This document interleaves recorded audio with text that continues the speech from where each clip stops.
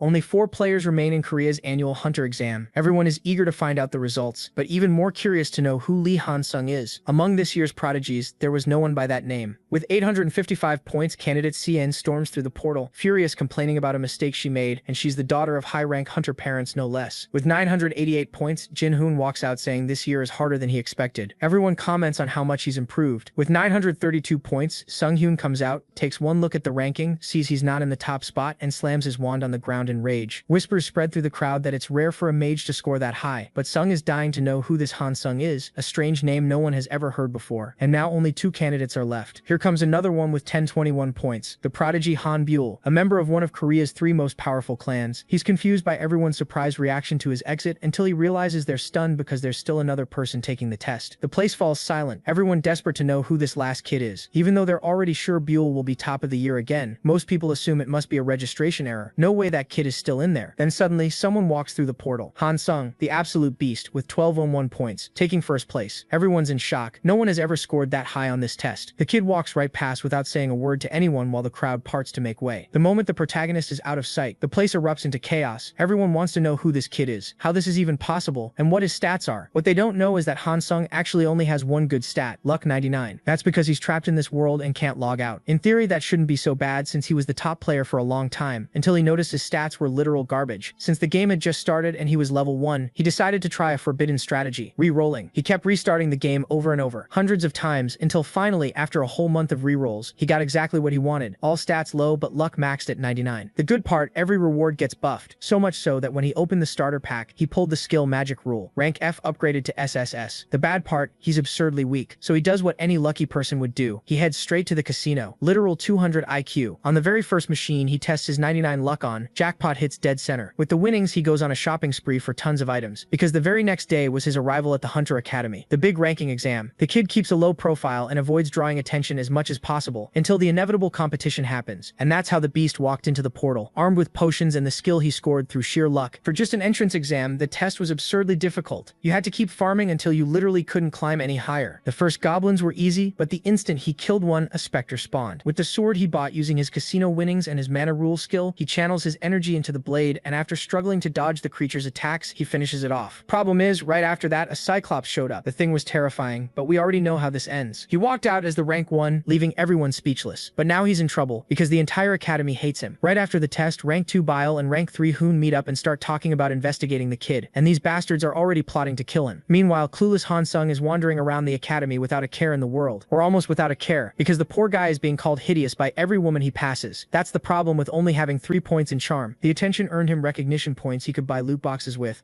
but he prioritized improving his strength first. Besides calling him ugly, his classmates call him crazy for shaking his head like that. The teacher walks in breast first, and introduces herself as Mage Lee. MC remembers she excels in fire magic. Shut up, bro, and let us see more of her. The class starts and magic is like quantum physics to Jin, but Han explains how it's simple as putting a puzzle, and of course it's simple to him, because he comes from the family of wizards, and MC uses his info view skill to check Jin's stats, and is amazed at how strong he is. He spots another student, Yen Charles, and remembers how no one cared about her in-game until they found out that raising her relationship level rewards treasure-grade items. It's break time, and my G's eyes are glued on Yen Charles. She goes to buy a snack, but her smartwatch is out of battery so she can't pay. And who even uses coins in the Big 26? Hop, our loser, swoops in to pay, asking her to pick a drink.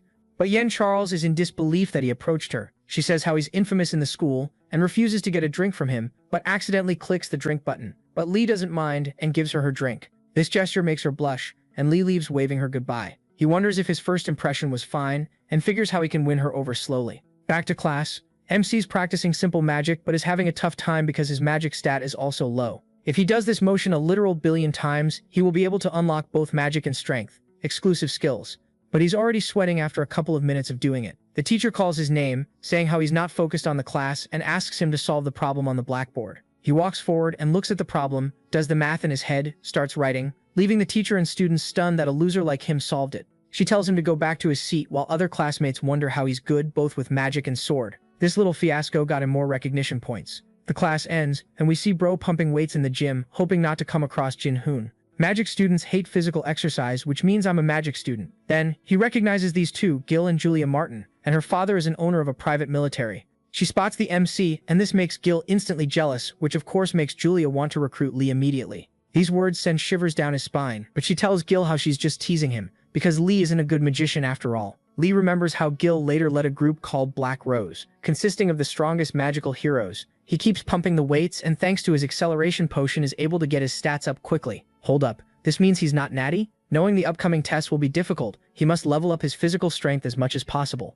Now back to some good old gambling. Lee's looking for that baldy Gramps, in hopes to get that bracelet from him. That hairline is hard to miss, and Lee sits right next to him. He kind of feels bad for the guy because Lee's basically cheating with his invisible drone and extraordinary luck stat. He goes all in, but seeing Seong sitting next to him sends Lee into panic mode. Did I say I'd simp hard for this girl? She teases him for coming to the casino, but bro's sweating bullets because she comes from the family of assassins like Killua. She asks if he's any good at poker, and bro smirks how she'll soon find out, and this makes her burst out laughing, because she didn't expect that response. He's glad she didn't get offended, and she yells for the dealer to start the game. The dealer shuffles the cards, with Lee planning to win money from other players and let Vicky Raymond win, which will keep Baldy playing for longer. He asks Seong why her chip count is that low, and the assassin part of her blood stares back, spooking the MC, but she explains how she lost all her money to that bald guy. Lee decides to help her win some money back and thus gain her as an ally.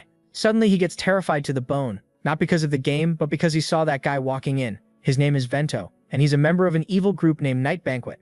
Vento's dark aura farming, and Lee gets a side quest to survive the night, or die. He knows this is no joke now and decides to run away but can't see anything. He decides to use his drone for optics, and it actually works. Even someone as strong as Sung Sion is blinded, with Vento's thugs already turning this casino into the United Kingdom. Lee can't believe people are actually being killed around him. He grabs the girl's hand, pulling her with him as they make a run for it. He remembers how that bracelet item could be useful now, but then stumbles in front of one of the thugs. He sees them and is happy to take on Truck Kun's role, so Lee tells Sung Sion to hide. She says how she'll help him when her sight is back, and Lee's surprised with how calm she is right now. AliExpress Joker is ready to attack, sending fire and lightning magic at Lee, and is quite strong despite being a low level. But Lee spots an opening and casts his magic rule spell, negating the thug's magic circles, so bro summons 2 more around his wrists. Lee knows this is body enhancement magic, which means they're about to have a bar fight. Lee squashes the spell in his palm, releasing an energy wave which sends the bad guy flying. This knocks the guy out, almost knocking Lee out too, because he used way too much mana just now. Seong catches him before he falls, asking if he's fine, but bro responds how he needs the barbarian bracelet. She actually presents it to him, saying how she got it for him, and he wonders how she knew. She says she noticed he never looked away from it while playing poker, and gives it to him as thanks for saving her life. He grabs his barbarian sword that will activate the set effect, and just in time as 2 more thugs find them. Lee's confident in their chances now.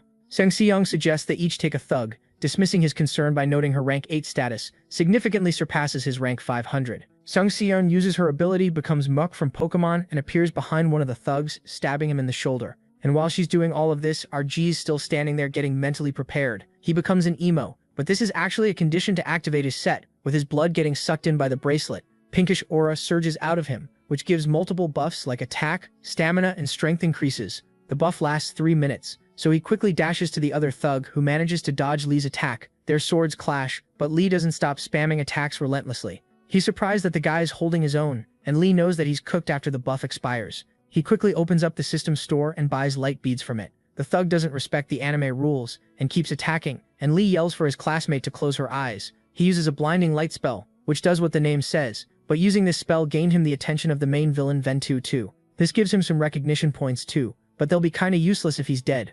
Ventu appears in front of him just in time when Lee's buff expired too. However, Seong is sneaking behind Ventu, but Lee knows this is a huge mistake. He can't even warn her because that would let Ventu know about her. Ventu gets closer to Lee, pulling out his thin but long sword at Lee's neck. All of this happens so fast that he didn't even see any of it. Vento scoffs and sheathes his sword back, saying how unfortunately he's gotta go, and slowly begins to vanish in hopes that Lee will be stronger next time they meet. The security rushes in, and Lee can't believe he did it. He completed the side quest, earning more recognition points and some stat increases too. Later in Seong's room, she's making me even more weak for her. She keeps thinking about Lee Hansang but doesn't understand why. Maybe because he saved her, or maybe because he didn't even flinch when Vento attacked him. Not being able to get him out of her mind makes her blush hard, to the point that she grabs her dagger and shows us her bakery. She throws the dagger, stabbing a poor pillow, and decides that killing Lee would make her stop thinking about him. She decides she should assassinate him when he least expects it. That concludes it. He is her target starting today. And I know what you're thinking, but I'm still simping.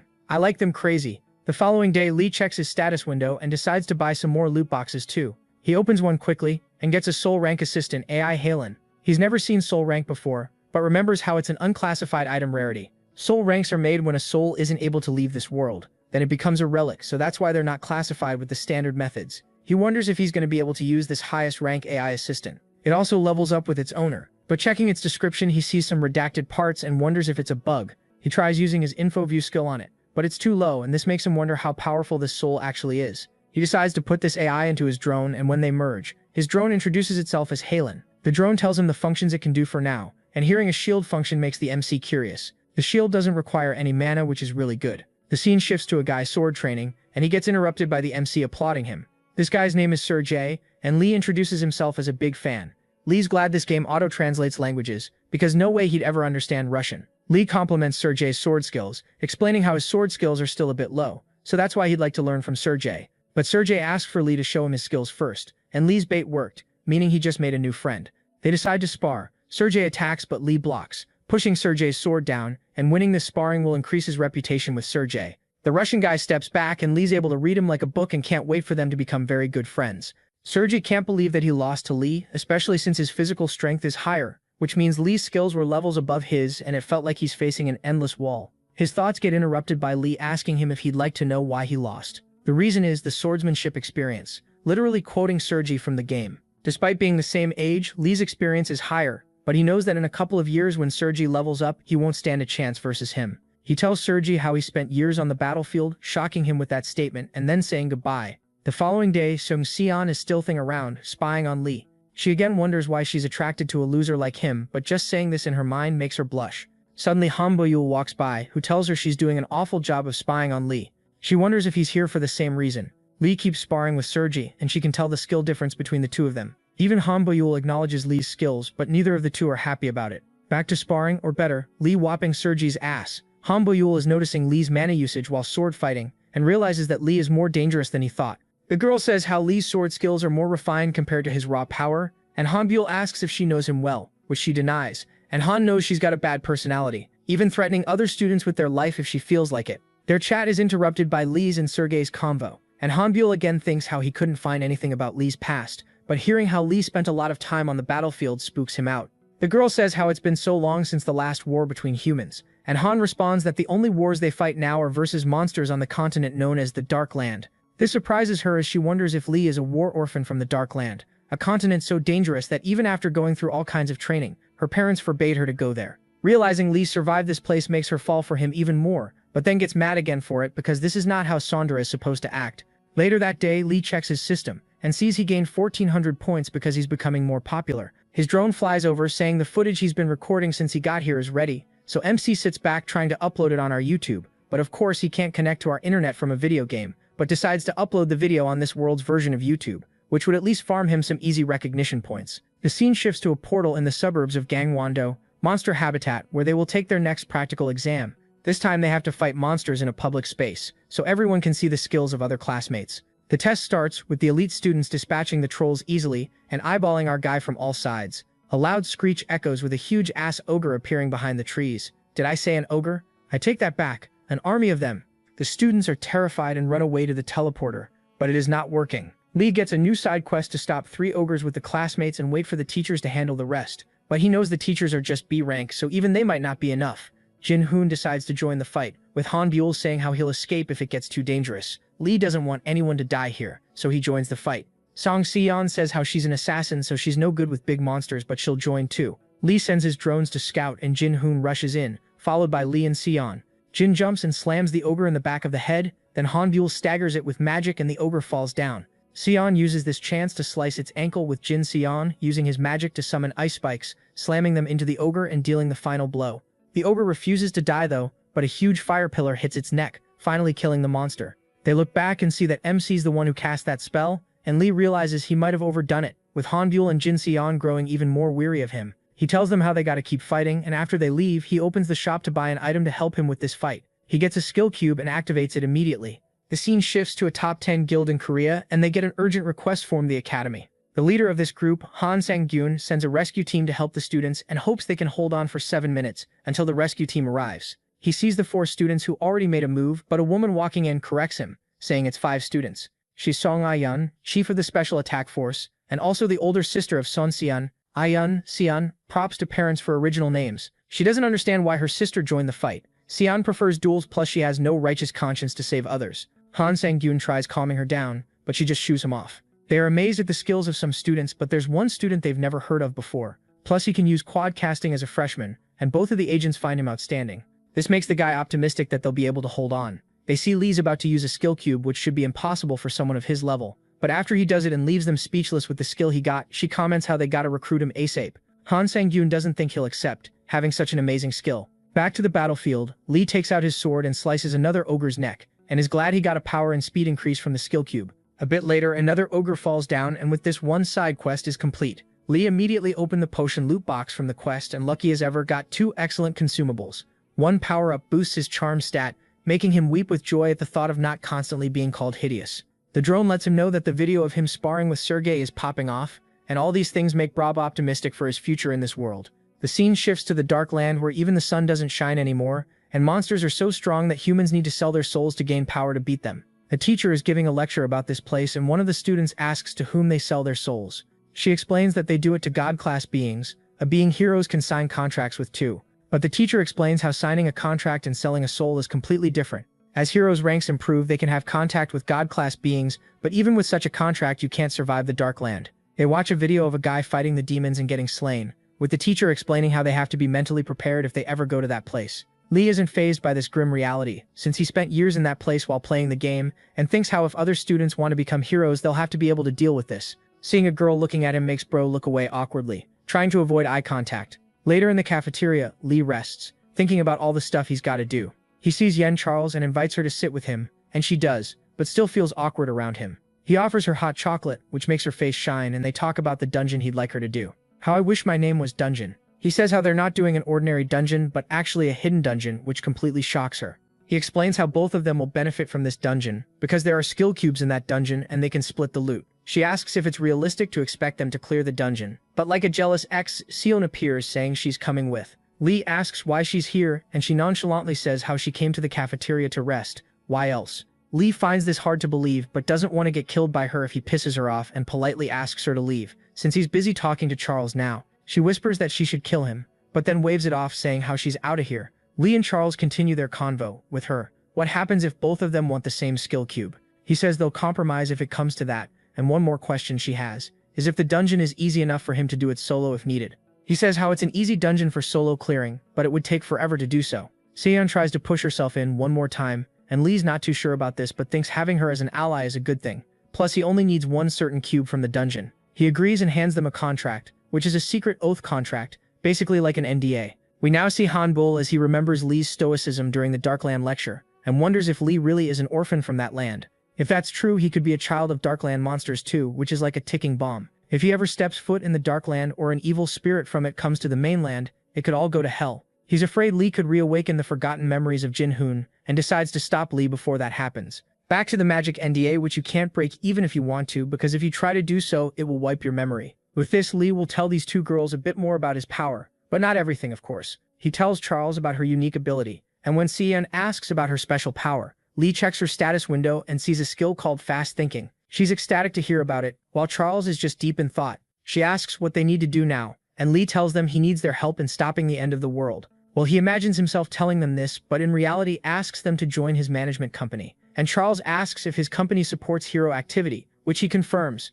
The girls considered his offer for a moment, and Lee believes even refusal is okay, provided they keep strengthening their friendship. Just then Seon says she'll join, with Charles hesitantly agreeing too. Lee says how it's like helping a friend, and being friend-zoned was not on Seon's list today. They start strategizing their dungeon raid, and later that day Lee heads to train with Sergei. Lee's happy Sergei's not mad after getting his ass whopped the last time. And just before they start their sparring, Lee's drones get knocked down, with a new baddie called Nadia joining them now. Lee remembers her from the game too, and knows she's a daughter of a big shot. Lee summons another drone and gets it close into her face, which annoys her as she tries pushing it away. The drone dodges and whizzes around her, which is making her even more mad. He approaches her and aura farms with his height, even calling her noisy and telling her to shut it. Robert just dominated her like that, and even she can't believe that happened. But Lee remembers that in-game, despite being a bad personality character, she was easily dominated by her superiors in skill, and is a masochist on top of that. She's either holding back tears or squirting all over the place. Lee then touches her forehead, getting in her face and asking how dare she touch his drones, The girl is legit burning right now as she slaps his hand off, but he just puts it back, making her feel all kinds of tingly in her tummy. She tries hitting him with her stick, but he preemptively blocks it, even calling her a dum-dum for trying to hit him just now. This is making her wet all over the face, and somewhere else probably, and without giving her a chance to gather her thoughts, he asks about her father, even shocking Sergei at this point. Before she gets the chance to respond, he gets even closer to her face and whispers something in her ear about the Dark Land. This changes her expression to a blank one, while Lee casually looks back at Sergei and says how he's gotta go now. Nadia falls on her knees as we see a shadowy figure up top spying on this whole thing. The shady figure leaves but is chased by Sion in her Muka form, and she appears in front of him asking why he's spying on Lee. It's Hanbyul, and he says how he wants to find out if Lee is the child of the Dark Land, and Sion asks what if he is. Byul feels her murderous aura as she's ready to pull out her knife, but he responds back with an ominous aura of his own, telling her it's none of her business, which actually makes her back off and leave. That night, in Lee's room, he worries about Nadia's dad making a move on him if Nadia tells him about today. He tells Halen to play his old vlog from the real world, where he talks about his sister, and watching this makes him feel nostalgic and sad. He slaps the senses back into himself, and goes for a stroll. He goes to a cafe, orders an Americano with 5 shots, and continues his stroll. He takes a sip, and of course it's bitter, just like his life now too. Someone approaches from behind, startling him a bit, but he's glad when he sees it's Henna. He asks her to not creep up on him in her shadow form, but she just ignores him completely, so he offers her a sip of his coffee. Then she goes for a sip and almost pukes how disgusting it is, and he tells it's an Americano with 5 shots. He teases her about how she can't finish a cup of coffee, and the reverse psychology works like a charm on her, as she yells back how she didn't drink all of it because it's Lee's coffee. He tells her to drink it all then, and she starts chugging it, keeping the puke in but uttering how it's delicious. He takes the cup back, goes for a sip, and asks what she's doing here. This makes her blush, but she says how she wants to talk about her unawakened skill, and Lee reminds her how he'll tell her more about it when they go to the hidden dungeon. She then blushes again while asking him if he'd like to do some assassination quests with her,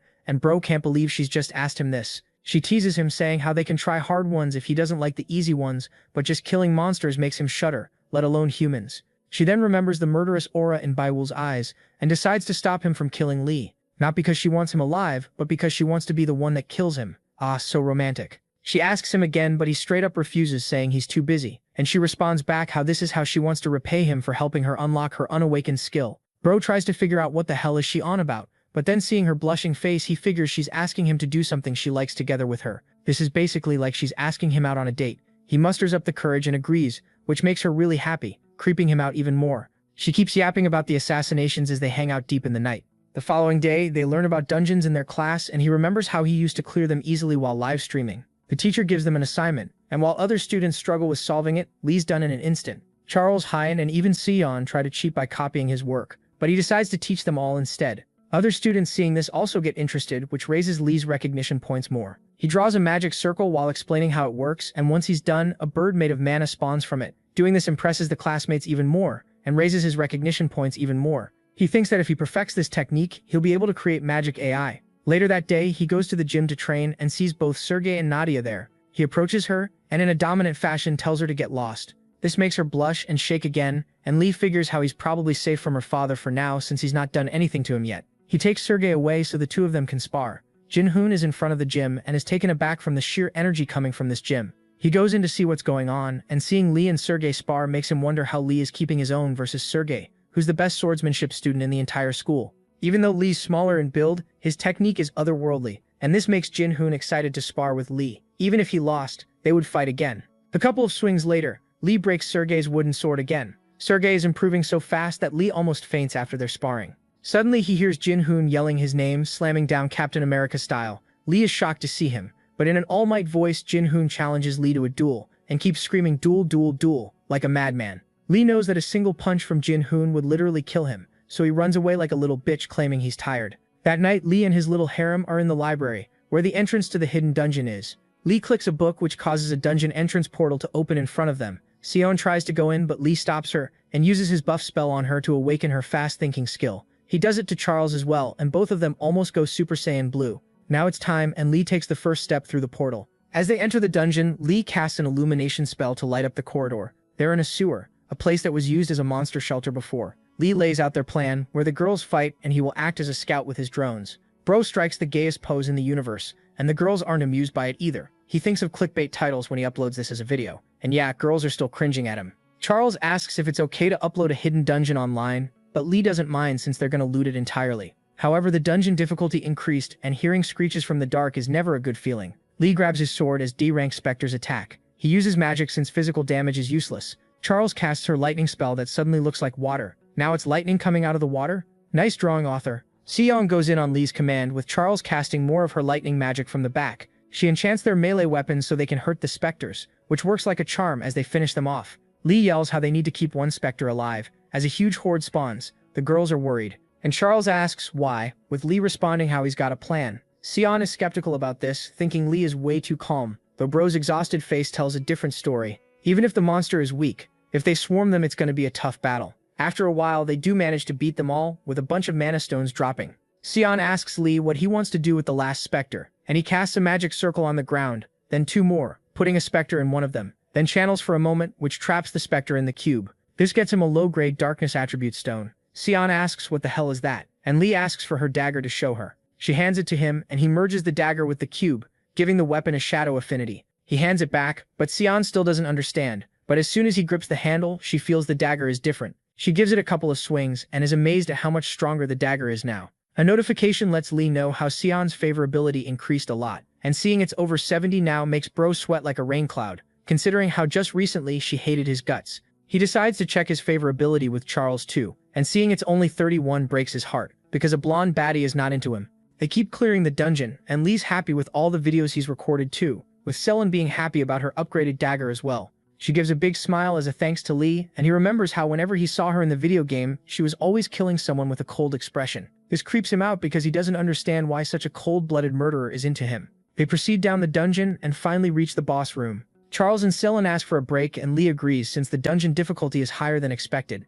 He summons a small army of potions, leaving both girls in disbelief over why he has so many. Better safe than sorry, he says, and Selen wonders where he gets the money for all the potions. She wonders if his dad is Jeff Bezos or what, and Bro's panicking hard, trying not to reveal his maxed out luck stat. He shifts the subject to the dungeon boss, noting it's probably an A or B rank ghoul. He tells them to drink a buffer potion, and Lee opens the door to the boss room, seeing a single loner ghoul in the dark. He takes out his sword, and just a single gaze from the ghoul scares Lee. He yells for them to dodge as a huge hole appears on the ground caused by the ghoul's attack. Lee's worried because Charles can't even track the ghoul's high-speed attacks, but what's even worse is that this monster's got one of the highest level abilities called Space Control. It's an S-rank ability, so this is going to be fun.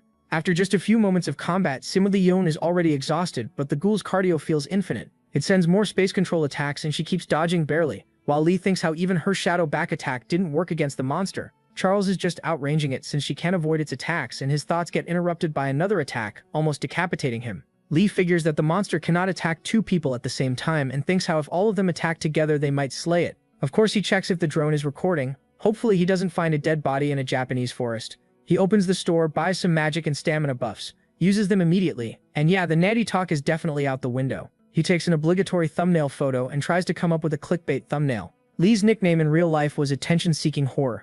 He uses a drone shield to block and slurps those IVs like they're slurp juice, which skyrockets his power as he dashes super fast, landing a clean hit on the ghoul's neck. The ghoul tries attacking back but doesn't know the famous Omae Wamo Shinderu, quote, because it actually is already dead in both ways. The strain Lee puts on his body takes effect, and he just faints. The girls run in to check up on him as he comments how he's about to die, but the girls tell him to relax and just rest. The notifications keep popping up about all the rewards he's gotten for defeating this monster, and he inspects the cube first. He asks if the girls are okay with him looting the blue one for himself. Bro is cheeky, since he knows the blue one is an S-rank 1 with the ghoul's space manipulation skill. They sort out the rest of the loot and can't believe how much they've gotten. But Lee wonders why the dungeon is still active even after they defeat the boss, but then decides to loot every single stone block from it that could make him money. He's resting in his room later, because he almost died from overdoing it in the dungeon. He checks the videos the drone recorded of them and remembers how in his previous life he'd have an army of editors doing this work for him. The last video he posted of the ogre attack got him 1200 recognition points,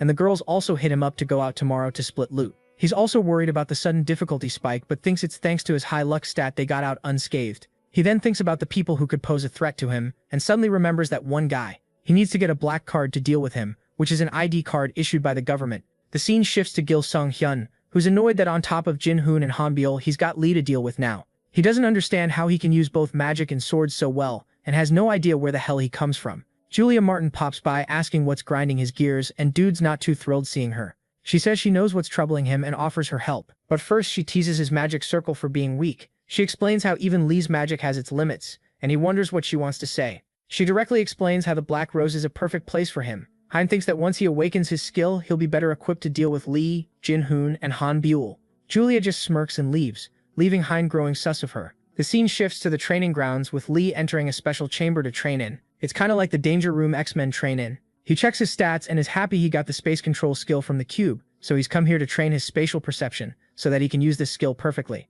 The drone reminds him of his meeting with Cian and Charles, but all Bro wants to do for now is train. He casts the spell destroying that part of the ground, but not as perfectly as the ghoul did it. Only one way to improve. He keeps training and digging more holes like he's making a first-night Minecraft house. He came to this infinite space training ground to try something else as well, and he tries deleting a huge area in front of him, but the parts that get deleted are what he's interested in. This would cause the game to bug out, but it should work now as he takes an empty potion bottle and decides to exploit this loophole. He traps the destroyed space in the bottle, which gives him a rare item called a potion bottle with space. He's excited about this because this has never been done in this world before. He knows the value of this item has great potential, because when he breaks this potion, the space in it returns to its original size, but there's a twist. If he infuses fire into it, it becomes a huge bomb, or a healing spell, a huge area of effect heal.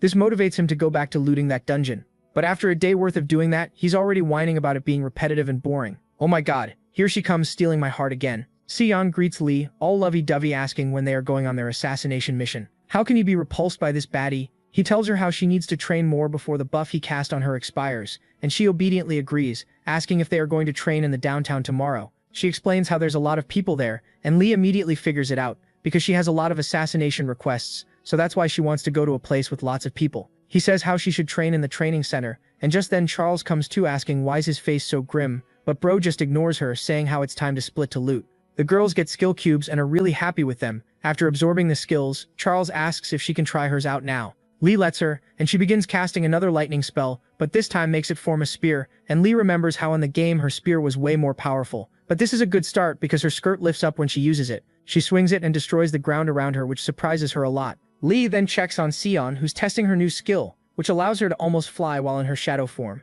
It also boosts the shadow damage of her dagger. But this lovey-dovey stare she sends Lee just confuses this idiot, making him gulp like he's living in the desert. Later, at the world's largest auction house, Daehan, Lee strolls in and is greeted by one of the employees and gives Lee his business card and asks for the reason he's here. Lee asks for the evaluation of his items, and the guy puts on a serious face after seeing them. He's surprised a high schooler is in possession of such a valuable item, and after doing some more tests, he asks if he can analyze its magic circle now. Lee doesn't let him, saying how he'll upload all the details about it on his channel, asking the guy to like and subscribe with the notifications turned on. You gotta do that right now as well. The guy says how Lee's items will be the highlight of today's auction, and a bit later we already see people talking about a special item that's going to be auctioned today. Executive Director of J1 Group Gil Yihyun says that no matter the price, they need to get their hands on that item. She discusses more important business with her employee, but gets interrupted by Lee snoring in the background. This pisses her off immediately. And as she stands up and leaves, Lee wakes up, with her giving him a death gaze, but seeing that Boba Bounce would always put a smile on any guy's face.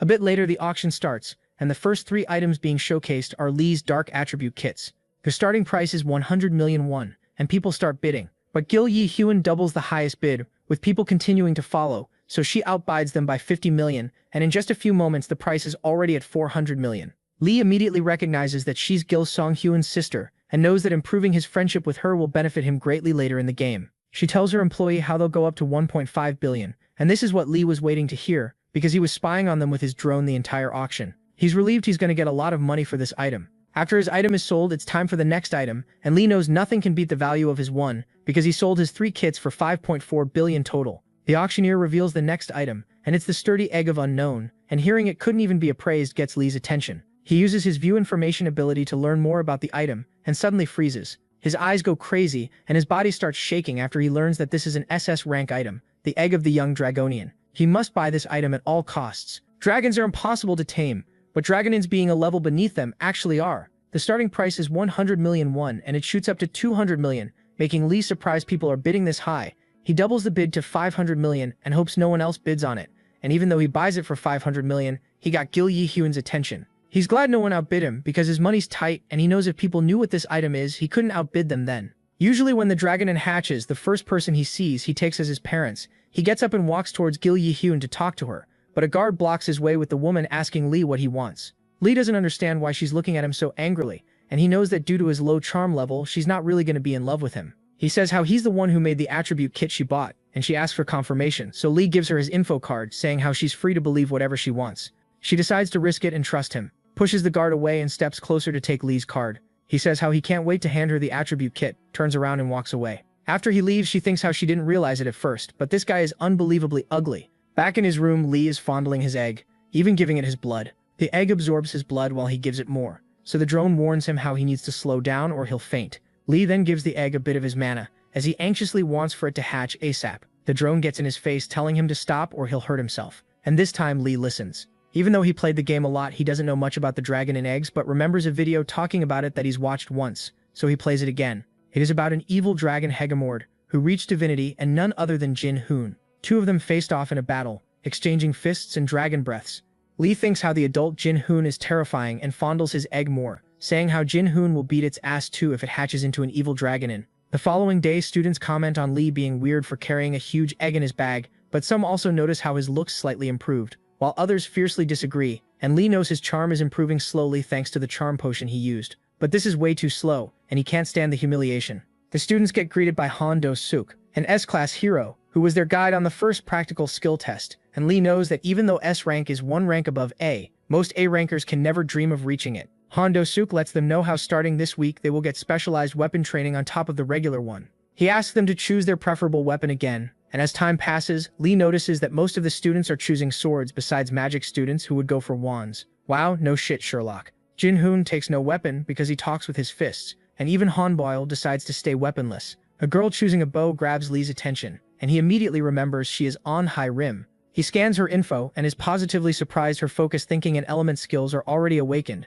but her unawakened skill multiple personality is what's important to Lee, because it allows her to change her stats easily by switching personalities. She will become one of the strongest characters, so Lee decides to make her an ally too. Now it's his time to choose a weapon, and he goes for a sword and wand again. Han Do-suk says how this was expected from a talent like Lee, and this surprises Lee, and Han then explains how choosing two weapons is great, but even if you're a genius, this could be a mistake. Feeling the hateful gazes of other students almost makes Lee cry. Back in his room that night, he's ready to give the egg more of his blood and mana, and starts recording a video on how to hatch a Dragononian egg. He can't wait to see the views this video will get. But feeding it blood and mana for an hour almost makes him faint again, but he doesn't mind as long as the egg hatches, which it actually starts doing now. Lee used up dozens of liters of his blood so far, but the claws finally poke out and it starts absorbing mana through the cracks. Suddenly the egg busts like me on the first day of NNN. Finally a cute little dragon baby is born. Lee is mesmerized by how kawaii it is and introduces himself as its father, snuggling and petting it and giving it a name, White. He scans the baby's info and is surprised at its really high stats. Dragon Heart basically contains infinite mana, and Lee is ecstatic. He got a baby pet as powerful as this one. They fall asleep with Lee waking up in the middle of the night to check the views of his last video, and then his recognition points too. The baby Dragonian awakes and Lee starts petting it so much he almost burns its head. He then decides to buy more loot boxes for his recognition points, with the drone letting him know how getting charm potions from them would be great for his online persona, because people love beautiful YouTubers. Lee opens the boxes and gets more drugs from them. All of them increase his charm stat. The scene shifts to the top of a skyscraper, and we see Song Ai-yun spying on Hambuyul and his family member Jung Yun, who is making moves on the low. She also thinks how Julia Martin will be problematic. Maybe she needs her eyes gouged out, Song Ai-yun thinks. She then remembers Lee, who already created his own group, is using magic and swords. All this implies his ridiculous amount of talent. She wonders why Lee refused her offer to join their organization, and then jumps down the building like her name is Bruce Wayne, turns to shadow and slips in through the vents. She dispatches the guards quickly, easily and silently, finally reaching her target, and before the man can even finish a sentence, she sends him to talk to God instead. The assassinations are making her blush. Next morning, Lee wakes up with the dragon and sleeping next to him. If he remembers correctly, the main quest should start soon, and tells the drone to watch out for his baby while he's in class. He needs to get an ability to control enormous energy for when the dragon baby grows up, so he decides to look for it in the underworld. He sees a message from Gil Yihyun, who wants to meet with him right away, and so far all is going according to his plan, and he keeps this pace. He'll beat the first main quest easily. We go to the weapon testing grounds with Gil Yihyun and Lee meeting there. She thinks how the items were hella expensive, but seeing the faces of her scientists convinced her it was a good investment because those cubes are years ahead of their current technology. What confuses her is how an ordinary student like Lee could make these. Knowing he'll be world influential in the future, she decides to recruit him no matter the cost. Lee remembers this place from the game too, and asks Gil Yihyun to notify everyone for a first-degree test alert. This means that hundreds of magic stones would get used to set up magic barriers, which are usually only used during nuclear bomb tests of high levels. She obeys Lee with him letting her know how it's not a nuclear blast, but the shock power will be similar. This scares her, as he takes out an enchanted potion bottle. She calls it beautiful, but Lee knows that this should only be used in the Darklands. She yells for Lee that he stepped outside the safety zone, but Bro's aura farming how confident he is, and this is making her drizzle a bit down south. He throws the potion like a pokeball, and as soon as it smashes, a huge blue explosion erupts, which Lee blocks with his magic. Then an after explosion occurs, but Lee's still successfully blocking it, and Bro's not stupid. He did all this to level up his stats, which he did drastically. He couldn't have done it anywhere else, and not endanger others, so that's why I organized it at the weapon testing grounds. The aftermath of the explosion is a huge hole everywhere, but behind Lee, and he thinks how doing this twice would definitely kill him. His magic control leveled up to B rank, with space control going to C rank. This would usually take months to achieve, but looking back at the staff, they all look like they've seen a ghost. While the explosion was happening, Gil Yuhon was thinking how if it was not enough that the power of the potion is impressive, him standing there and blocking it definitely is. This makes her afraid of Lee becoming her enemy, and she's sure his mana controlling skill is over even rank S, all this while he's only a student still. She calms down and starts walking to him and cameraman, I need more of this angle, bro. The following day, Lee's having a class on the basics of raiding, and now the students are wondering if he got plastic surgery because Bro's looks maxing all of a sudden. He's glad his charm boosts worked like a charm, even though his charm is still at 15, which is kinda average. At 40, people treat you like a model. However, in some cases, like Sung Seon, even though her charm is over 40, her personality makes people dislike her. I was telling you from the start, geez, she's a baddie. The teacher says how they'll form 10 groups of 5 students now, explaining how each group needs 1 long-range DPS, 1 short-range DPS, 2 supports and a tank. Lee gets a role of the tank in his group. Long range of his group is An Hee Rim and one of the supports is Lee Ji Sung. More people named Lee. Nice. Seon is their short-range DPS, and the last support is Julia Martin. They have an hour to come up with a strategy, and then the practical phase starts. Lee's not happy with all the members of his group, mainly with Julia Martin. He explains the role of the tank, which you all know, so I won't bother you with his yappuccino about it. Julia comments how Lee being a 500th rank will be problematic for them, but Seon stabs her, figuratively, saying how a mere 30th rank is talking. This pisses Julia off, but Seon continues. Lee can't believe their behavior, but they are 17 after all. Pause, I take back everything I've said about Seon. They continue bickering, but Julia then says how it's praiseworthy reaching 500th rank without any background, and this shuts up Seon, which Julia absolutely loves, since she's implying Seon's rank is high thanks to her family. Seon's face stays stoic as she reaches for her knife, which changes Julia's smile to a scared expression after seeing the murderous aura surging from Seon. Lee barges in to stop Sihyun from unaliving Julia, saying how they have to prepare for the practical phase. This calms Sihyun down a bit, and after he touches her shoulder, which makes her blush, she decides to let it go for now. Hearing for no doesn't ease Julia's mind, and Lee can't believe they almost got expelled. The first raid group of students is ready, and Han Ba-yul is its tank, and faces a huge ogre, and Lee knows after what they've gone through a couple of weeks back, this is going to be easy peasy for Han Ba-yul. The ogre goes for a punch, but Han stops it with telekinesis, making the ogre miss. He then steps to its side, and Lee's surprised how well Han's holding aggro from this monster. After a bit, the monster falls dead with Han's group clearing the raid in little under 9 minutes. Students are amazed that Han used telekinesis with one hand and magic with the other, but now it's time for Group 2, whose tank is Jin Hoon. They clear the raid in 10 minutes and 4 seconds. Next up is Group 4, having Gil Song Hyun as their long-range DPS, with the girls going crazy for him. He dodges some attacks, steps back, and activates his double fire circle magic, and Lee's surprised that he already unlocked his magic replication skill. He can now level it up, which will allow him to spawn even more magic circles. And Lee's sad he couldn't make Gil Song Hyun his ally, because that means he's going to be a formidable opponent down the line. He wonders if he should kill Gil Song Hyun before he reaches his full potential. Now it's time for Lee's group, and they decide to just ignore Julia Martin during the raid. After his experience at the weapon testing grounds, he alone can handle a single ogre, but since others gotta learn too, he turns around saying they should do it in less than 7 minutes. The girls can't believe how high his expectations are, but Bro just runs in, reaching the ogre quickly, blocks the ogre's punch, and makes the monster enraged. This means he's getting its aggro. But the next attack was quick, and Lee barely blocks it, also wondering how Jin Hoon managed to beat this ogre with just his fists. He sees a perfect spot to use his space control skill, aims at the ogre's shoulder, and almost misses completely because the ogre dodged. He's surprised the monster did that, but he knows he's dealt enough damage to it, and now the arrows start flying in at the damaged spot. Singyeon uses her shadow step to attack from the back, slamming her dagger deep into the wound. The ogre recovers, but Lee's already aiming at the other shoulder, and the ogre tries to dodge but in the wrong direction, putting his neck in the target area, and Lee's scared that this might kill the ogre too quickly. An High Rim readies her bow and lets the arrow loose with Julia Martin casting Fire Magic Circle. Singyeon wastes no time too, and with all of their attacks combined, the ogre still stands for like a second longer, and then slams down on the ground like a tired Snorlax. They've managed to kill the ogre in 3 minutes and 43 seconds, completely shocking all the students watching this, and Lee's worried that finishing this fast will increase the game's difficulty even more. No point in crying about it since he can record a video, and calls his drone closer, striking a pose perfect for the thumbnail, but secretly crying inside. The practical exam is done, and Lee is pleased. Yesterday's deal, 3% of item sales for 3 years, will provide a good passive income. He knows that Gil Yehoon didn't just accept this deal because she wanted the items, but she's way more cunning than that. She wants to keep Lee close too, which he doesn't mind too, since that's going to allow him to get close to her brother Gil Song-hoon. He hopes to save the guy before he becomes evil later in life. Plus, coaxing Julia Martin would also be smart since he could ally himself with her family's company that way too. He's also gotten an honorary top research position in Gil Yehoon's organization Jaehoon Group. He then spots Si-yeon all shining over there, and he's not used to seeing her like that, remembering her from the game. A huge explosion outside grabs everyone's attention, and as they run out they see a building getting attacked, which means that the main quest is starting. The academy is being attacked by 200 terrorists, and almost 900 monsters. Lee knows the main quest is hard, but he should be well prepared. He calls for Jin-hoon and Han Blul, asking for their help in saving the civilians. Jin nods, but Han is skeptical. Lee also asks the help from Sergei, Si-yeon, and Charles, and lastly from Gil Song-hoon and Julia Martin too.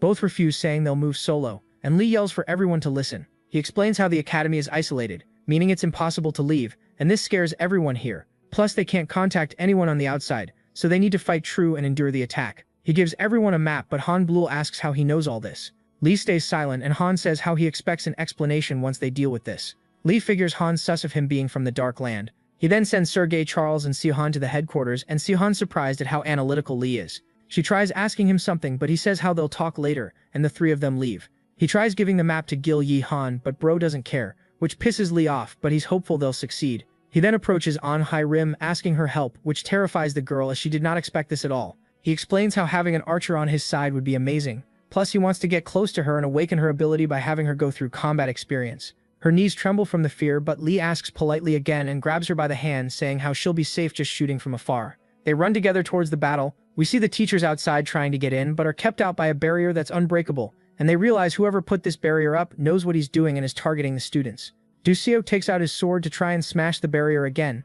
He knows every single second counts and wonders who the hell orchestrated all of this. He thinks about how the enemy is also inside right now. He casts his ability Sword That Breaks the Sky. This is one of the strongest sword abilities, and Du-seok even signed a contract with the high-ranked deity to get it. He didn't master this ability completely, and if he doesn't control it well, he might even lose an arm, but that's a price he's willing to pay to save the students. He charges up the sword and swings it, hitting the barrier but creates just a small dent in it. He charges up the sword even more now, but then a sound from the inside interrupts him, and he sees Lee on the other side telling him to stop the sword attack, even calling him an idiot. And this makes Du-seok pissed at him, but losing focus for a split second makes him faint because he was still channeling the sword ability. The scene shifts to the inside a bit earlier, where even the dragons are going after students. Lee and An Hai-rim go to the meeting room, where she'll guard him as he tries to break the barrier. He brought magic stones just for this, but now fears they won't be enough. An Hai-rim gives the dragon a new eye socket, killing it instantly, and Lee's satisfied to see her doing well. Lee wants to act quickly because he remembers that Du-seok lost his arm, which caused him to fall in despair. Lee hopes that if he saves his arm, Du-seok will reach the double S rank. He suddenly senses the barrier vibrating and knows what that means. That when we get back to the present, with Lee just barely opening the barrier, squeezing through and yelling at his idiot teacher to stop, better to faint than to lose a limb. The other teacher thanks Lee for stopping Du-seok and asks how the hell did he break this advanced barrier. Lee acts like a total idiot to hide his skills, saying how he's had a part-time job breaking barriers and then runs off. He gets back in and sees An Hai-rim is getting tired, and Lee thinks of a way to make her other personality come out. They run towards the fires as he checks up on the stats of the main quest so far. He's happy with how it's going so far, and two of them run towards the Academy's engineering research lab because there's a treasure-grade item well hidden there. There's actually human bad guys there who have already killed all the security guards and are making their way towards the same item Lee's after right now. The heart of the ancient giant, and if this is well hidden, then I'm the Pope. The leader of this group is a guy named Jonathan, an A-class mercenary of the Twilight Wolf. The thugs start hacking the system to lower the defenses around the heart, and Jonathan orders the rest to find the head of the research center because they need him to activate the item too. But they don't need his legs, wink wink. A guard charges in to stop them, but gets dealt with faster than me in bed. The thug sees Lee's potion bomb, which blows up in his face like his name is Hiroshima. The MC's actually here sneaking around and unaliving them with bombs, with An Hai-rim trembling in fear behind him. Seeing the dead bodies almost makes her puke, but Lee shakes some sense back into her, literally. His goal is to actually make her other personality come out, and man, I hope it's a nympho one. She tries to calm down, but seeing all these dead bodies is making her feel hotter and hotter as she thinks how if they don't kill the bandits, they will be killed. Suddenly a strange sensation overcomes her, and even Lee starts shaking now because her multiple personality skill has great influence on people around her too. This means her skill is almost activated. They stumble upon two B-rank bandits, and Lee immediately charges forward, clashing swords with one, and even though these guys are tough, Lee is excited to test his skills, but suddenly Anheirim's silhouette dashes with the speed of light, and with a crazed facial expression she goes into melee combat too. Her relentless attacks make the bandit step back, but he manages to almost cut her with a counterattack, making her hair fall down, and this crazy face is making me want to smash. Lee also can't believe what he's seeing, and checks her info and sees her slaughterer personality has awoken. He's happy to finally see this, especially seeing the thugs terrified of her too. She just turned into a perfect predator, and is just toying with her prey right now. She quickly slashes the guy from up top like this is what she does for breakfast. Just moments later, all of them are dead, and Lee can't believe she took down 2 B rankers so fast. As he walks by, he wonders if she's back to her old self, but seeing the heart of the ancient giant makes him forget all about it. He was lucky the bandits already took down the defenses. After looting it, he calls for Anheirim to leave with him, but she doesn't respond because she's still in pure instinct fighting mode. So Lee tells her that she should come with him to kill some people, and this immediately gets her attention. But Bro's scared for his own safety, so he starts petting her to get on her good side. She smiles, which terrifies him even more. As he turns and walks away, she pulls him back, this time with more of a calm expression, and he thinks that it's good that her killer personality considers him a friend.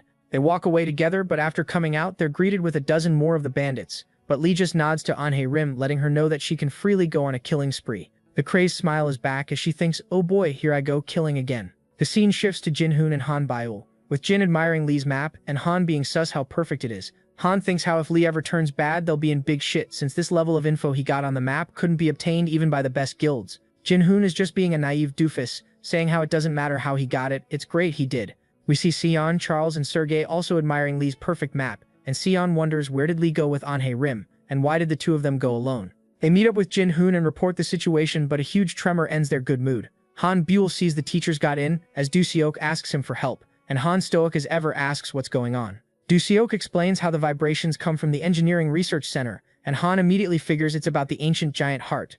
Du-seok confirms this, and they immediately make their way there. After getting to the scene, hundreds of dead bodies of thugs everywhere decorate the ground. However, Lee and Anheirim are still fighting as these bandits keep spawning like minions in League of Legends. Anheirim is having the time of her life, toying with the bandits before sending them to God. Not even a surprise back attack hits her, as she dodges sideways easily. Lee helps her get back in the fight, and imagine seeing this falling down at you from the sky. Another one bites the dust. Just a simple stare from her startles the bandits, who run away like they left the stove on in the kitchen. Lee quickly kills them with his space control skill, and seeing the mayhem they're causing leaves even S-rank Du-seok in disbelief.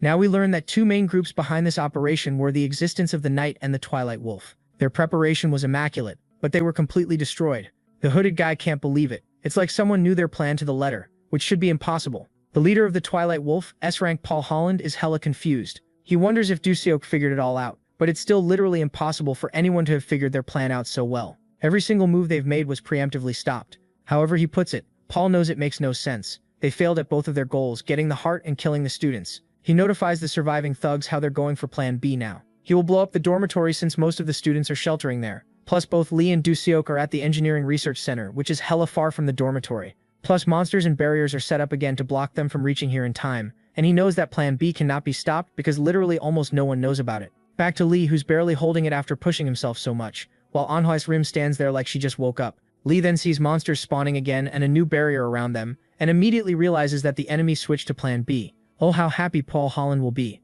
Lee buys more loot boxes to get stamina recovery items and gets a high-level dragon sedative. Lee's confused as to why the system is saying that his luck is reacting to the current situation, and the drone flies in announcing that the dormitory has already been attacked. 2 S-rankers reach the dormitory and are amazed at the huge defense zone, but that doesn't stop them from breaking it down. It's going to take a while to do so, and they are surprised that someone was able to break the previous one in an hour. Even if the info was leaked, it should have taken at least 4 hours to break it, and Holland says from the reports it was a student. The spider sense of the guy working on the barrier activates and he warns the leader about it, but just then the barrier cracks and quickly vanishes away.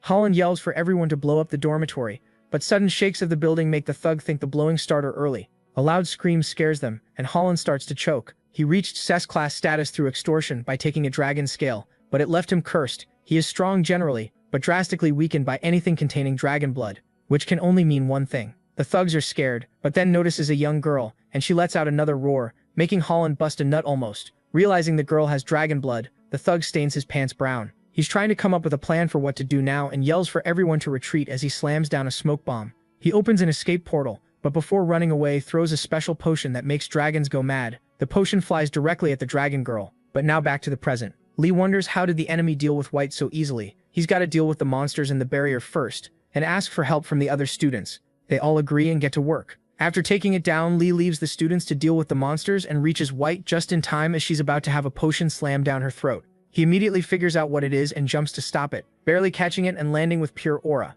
The potion is hella expensive, so he's happy about that too. The girl calls him Dada and runs in to hug him. Lee's happy to see her able to take human shape now, and she almost starts crying because he left her alone. The rest of the students reach Lee, and he also spots Sion's dagger on the floor. Jinhoon is terrified to learn of Lee's marriage, but Han Buell explains how there's no way this girl is his actual daughter. They spot her tail, and Jinhoon wonders if Lee's married to a dragon mommy. He can't say that she's not his daughter while she's looking at him with that puppy face, so he doubles down saying she is his daughter, hoping they will understand she's actually not because she has a fucking tail. Later that night, Sion is clearly extremely happy as she remembers how awesome Lee was today. But she's jealous of Onhyrim fighting alongside him, plus bro has a daughter and all this makes Sion feel empty and broken. She's never had these feelings before. She gets herself a 5-shot Americano, which is still disgusting. She sighs how she misses Lee, but immediately blushes after realizing what she just said. She then realizes that she could kill Lee's wife and decides to hit Lee up and ask if he's married.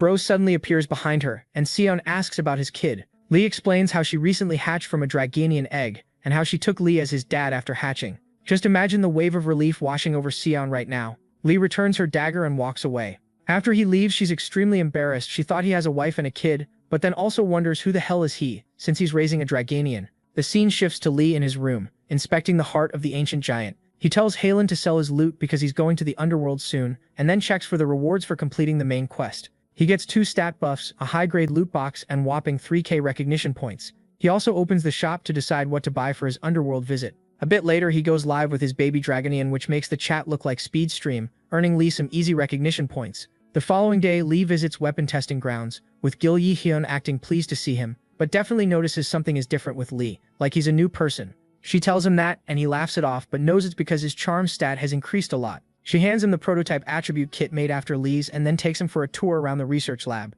In the Magic Stone Charger laboratory, Lee asks what's the absorption rate of their group, and hearing it's around 30%, he knows they can't make much money while it's that low. They meet with Chief Lee Ho-hyun, and Lee proposes a bet on who can create a more efficient Magic Stone Charger using the same Magic Stone. If he wins the bet, he wants to upload the video of it on YouTube, and the guy agrees as long as Lee doesn't reveal the lab secrets on camera. He takes out a green Magic Stone and strikes a thumbnail pose. After 10 minutes, Lee's done and made a 40% charged stone, even though he could have done 90. He figures how if he gradually surpasses the charge limits, he'll get paid each time. After seeing Chief Lee Ho-hyun's stone with 0.5% higher charge, all the staff was amazed at how he was able to do it. Next up is Lee's Magic Stone, which is sitting at 47.9%. Everyone is in complete disbelief, and even Lee didn't expect to overdo it this much. He strikes another victory pose for the video, because he won the bet. While he heads back home, he checks his status window with all his stats improved, the most important being his charm stat, which is now above 20, making Lee above average looks wise. He meets Jinhoon and Han Buell, and seeing Han Buell's typical cynical face makes Lee uncomfortable. He then spots Sion and waves at her, hoping she'll save him from Han Buell, but after she sees Lee, she just turns away in anger, then becomes a shadow and dips.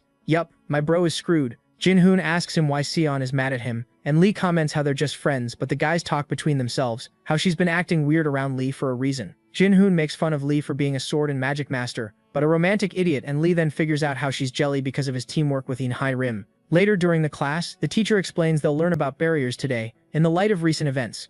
She explains that a barrier is the combination of circuit and magic circle that dominates the space. Also, the Lord of the Magic Tower who made the Academy's magic defense system has vanished. Lee knows that this makes him highly sus, making the Academy wary of more spies like him. The teacher says how a new barrier will be set up by trusted people and students, as she asks Lee if he would be interested in this. He smiles, saying barriers are his hobby right now, so the teacher gets back to the lecture, wanting to talk to Lee after class. She explains how what Lee did with breaking the last barrier takes at least 1 or 2 decades to learn and master. Lee doesn't care about the class, and wants to make a present for Silian to make up with her. After the class, Lee and the teacher start their conversation. She explains how she doesn't want to pry in his past, but wants to know if he will help them with the new barrier or not. She wants Lee to be in charge of mana efficiency control, and asks him if he's planning on participating in the Students' World Olympics. He plans to do so, because that would allow him to graduate early. After their little date is over, Lee's thinking about Silian again, and is in a dilemma whether to call her or not. Halen tells him to call her, and getting dating advice from AI was not on his Christmas list.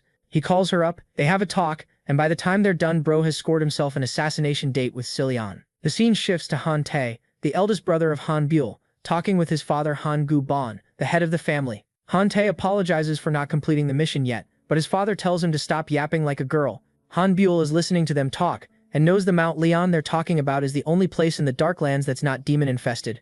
Even his eldest brother, a double S ranker, can't get there easily. Then the father calls for Han Gun, the second eldest brother, and asks him about the underworld action happening. Han Gun explains how there will be 2 world-class items on it, and the father instructs him and Buell to go to the auction together. He calls for Han Buell then, who nervously responds, but he knows he wouldn't be sitting here if his father thought of him as useless. Han Buell Bon says how he wants to meet his classmate Lee, ordering Han Buell to bring Lee to the auction as well. Han Buell nods obediently. We learn that ghouls are the biggest losers, but this one in particular is basically a twisted fusion of magic, science, and multiple living organisms. At the underworld's black market, Lee, against all odds, seeks to purchase this specific ghoul. He's going to be happy with any slave monster that can fight though. He decides to use his scan ability to find a perfect match, and inspects this Saitama-looking ass, but then gets surprised after seeing a ghoul named Zhang Chil, who hasn't the faintest idea who the hell Lee is. Lee remembers that this ghoul becomes the king of the ghouls later in the game, and he recognizes him by his shiny bald head.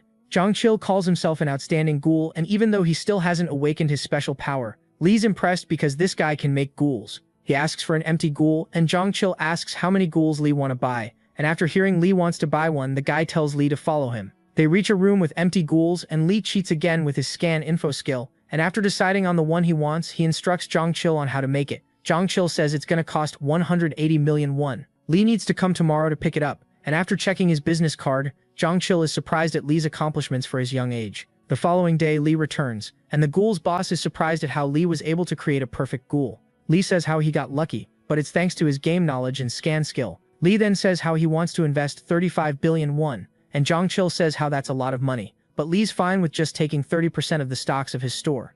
They go to check the ghoul he made for Lee, and of course it's a ghoul baddie. Lee is already planning to upload his Halen AI into this body, and after checking her stats he sees that her specialty is childcare. He immediately figures he can use this ability to boost his baby dragon, and hands out the payment for the ghoul. He then orders his drone Halen to merge with the ghoul, and her body's getting scanned like I haven't done it already. Lee takes out the heart of the ancient giant, and the ghoul boss's heart starts racing, realizing that this is a special ingredient.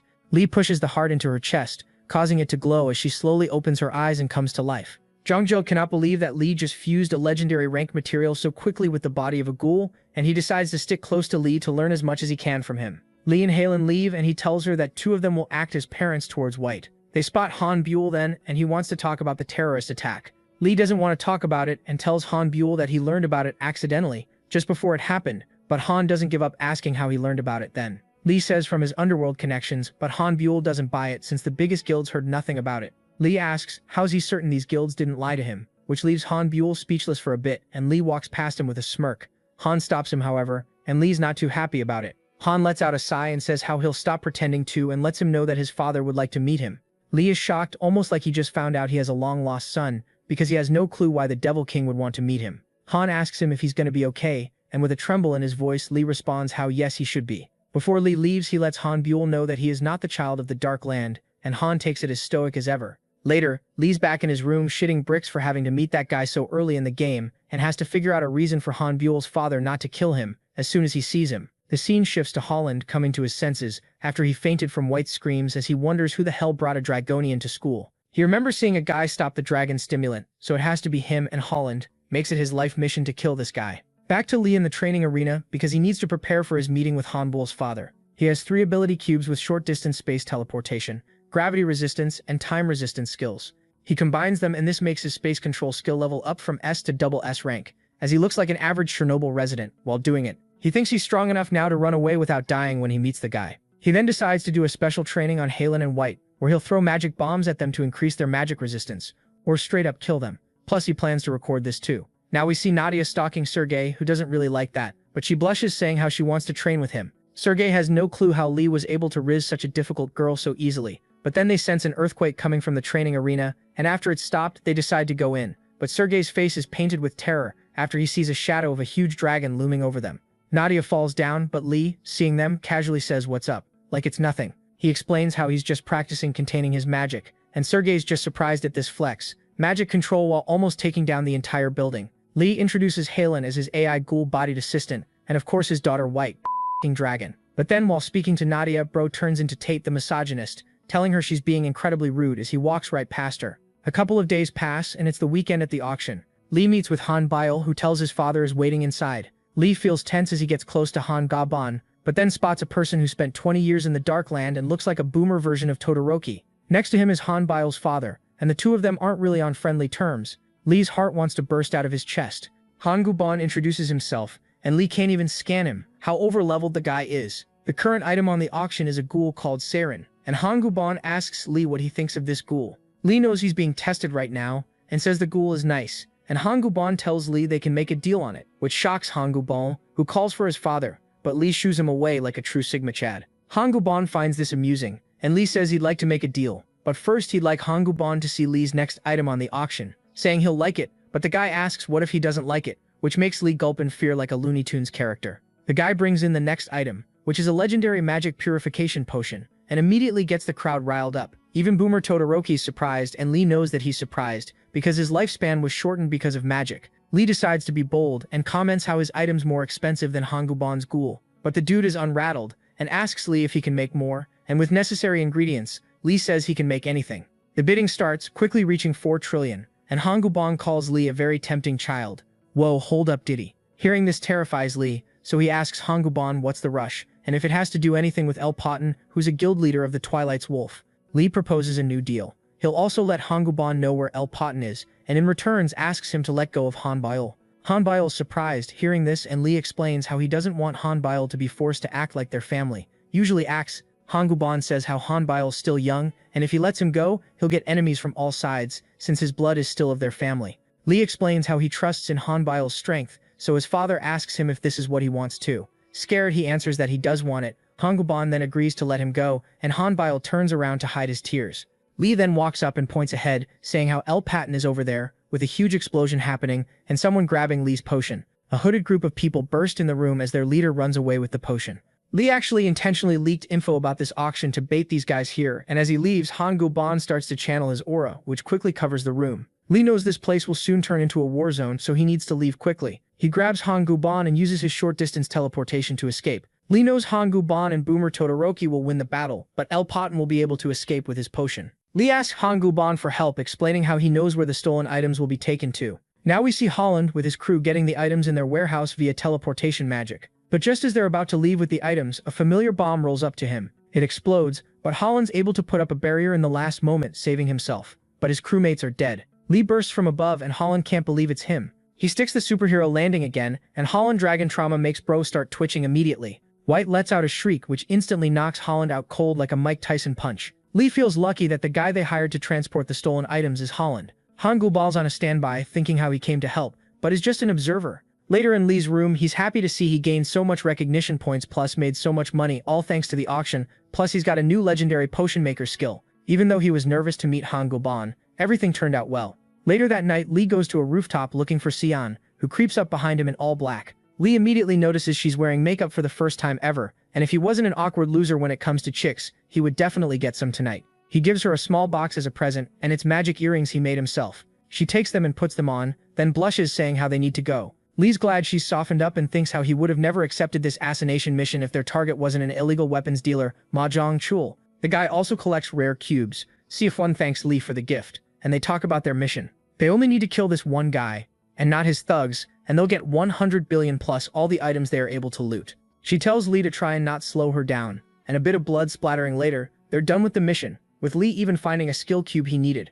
Killing a person makes Siafun orgasm, and Lee can't help but feel attracted to her like this. The following day, he's sitting in the cafeteria, and checking all the skill cubes he looted the last night. He opens one and gets the Life of Attention Seeker, SS rank skill, but is not too happy about it, because this skill basically makes him stronger the more attention he gets. He decides to absorb the skill after all, which actually increases his base stats by a lot, thanks to all the attention he already has on him. This makes him happy. Anhe Rim apologizes for being late, and also for her killing spree last time they were together. Lee says how there's nothing to apologize for, and tells her to rely on him if it ever happens again. She asks if he really means it, and Lee says how her multiple personalities are actually an advantage, rather than a hindrance. He explains how her skill works, and she is confused as to how he knows all of this. Lee says he knew someone with the same ability before, thinking of her from the game he played. Back in his room, Bro feels nostalgic of his previous life. A magic vibration gets him up, so he figures that a gate in Gangwon-do must have opened. He calls Gil Yi-hyun, yelling at her for going to the Gangwon-do gates. She apologizes, and before she can tell Lee where she is right now, the connection cuts. The last thing she said is that there are monsters everywhere, and Lee gets an emergency quest to save Gil Yi-hyun. We see her standing in front of the demon gates. These gates used to connect the human world to the one of the monsters, but haven't been seen in a while. Her bodyguards tell her they need to move, and explains how they've already called the Jaeyoon PMC and other guilds for help. But both of them freeze in fear after seeing a huge purple barrier around the base, with the Lich being the one who set it up. The army of the A-rank undead march forward, and Gil Yi-hyun refuses to evacuate, and decides to stop them herself as the skeletons close in. Back to Lee, who's talking to Gil Song-hyun and explaining what just happened, and Lee wants to bring a group of students with him over there to help fight the undead. Gil Song-hyun is skeptical they can do anything about it, but Lee is confident they can at least stall until Jae-hyun's group arrives. Lee thinks it's time he uses an overload buffer and shield generator together, now or else they might not survive. The group of students that he'll teleport to the battlefield is gathered, and he tells them that hopefully they had a light breakfast, because they're about to teleport. The scene shifts back to the battlefield, where undead are attacking Gil Yi-hyun. She stomps the ground, sending an ice magic attack that freezes the undead in place, giving her bodyguard an opening to decapitate it. They keep fighting, with Gil Yi-hyun and the rest getting visibly exhausted, so she yells at the team leader Kim Tae-gyu that it's time for them to retreat now, but he refuses to leave her behind, and just when she's about to lose hope, All Might-style laughter echoes from the sky, with the students teleporting in and already attacking while falling down. Gil Seong-hyun's icicles rain down on the undead and shock his sister with his strength, considering he's just a C-class nobody. She spots Batman's utility belt on his waist and knows it must be Lee's contraption, and while she's busy being surprised, the students are saving the day. Based Lee is live-streaming this fight because this also amplifies his powers, thanks to the Life of an Attention-Seeker skill. This leveled up his magic to an S rank for now, so he decides to cast the Fury of the Heaven spell with a huge light beam slamming down on the undead and burning them to a crisp.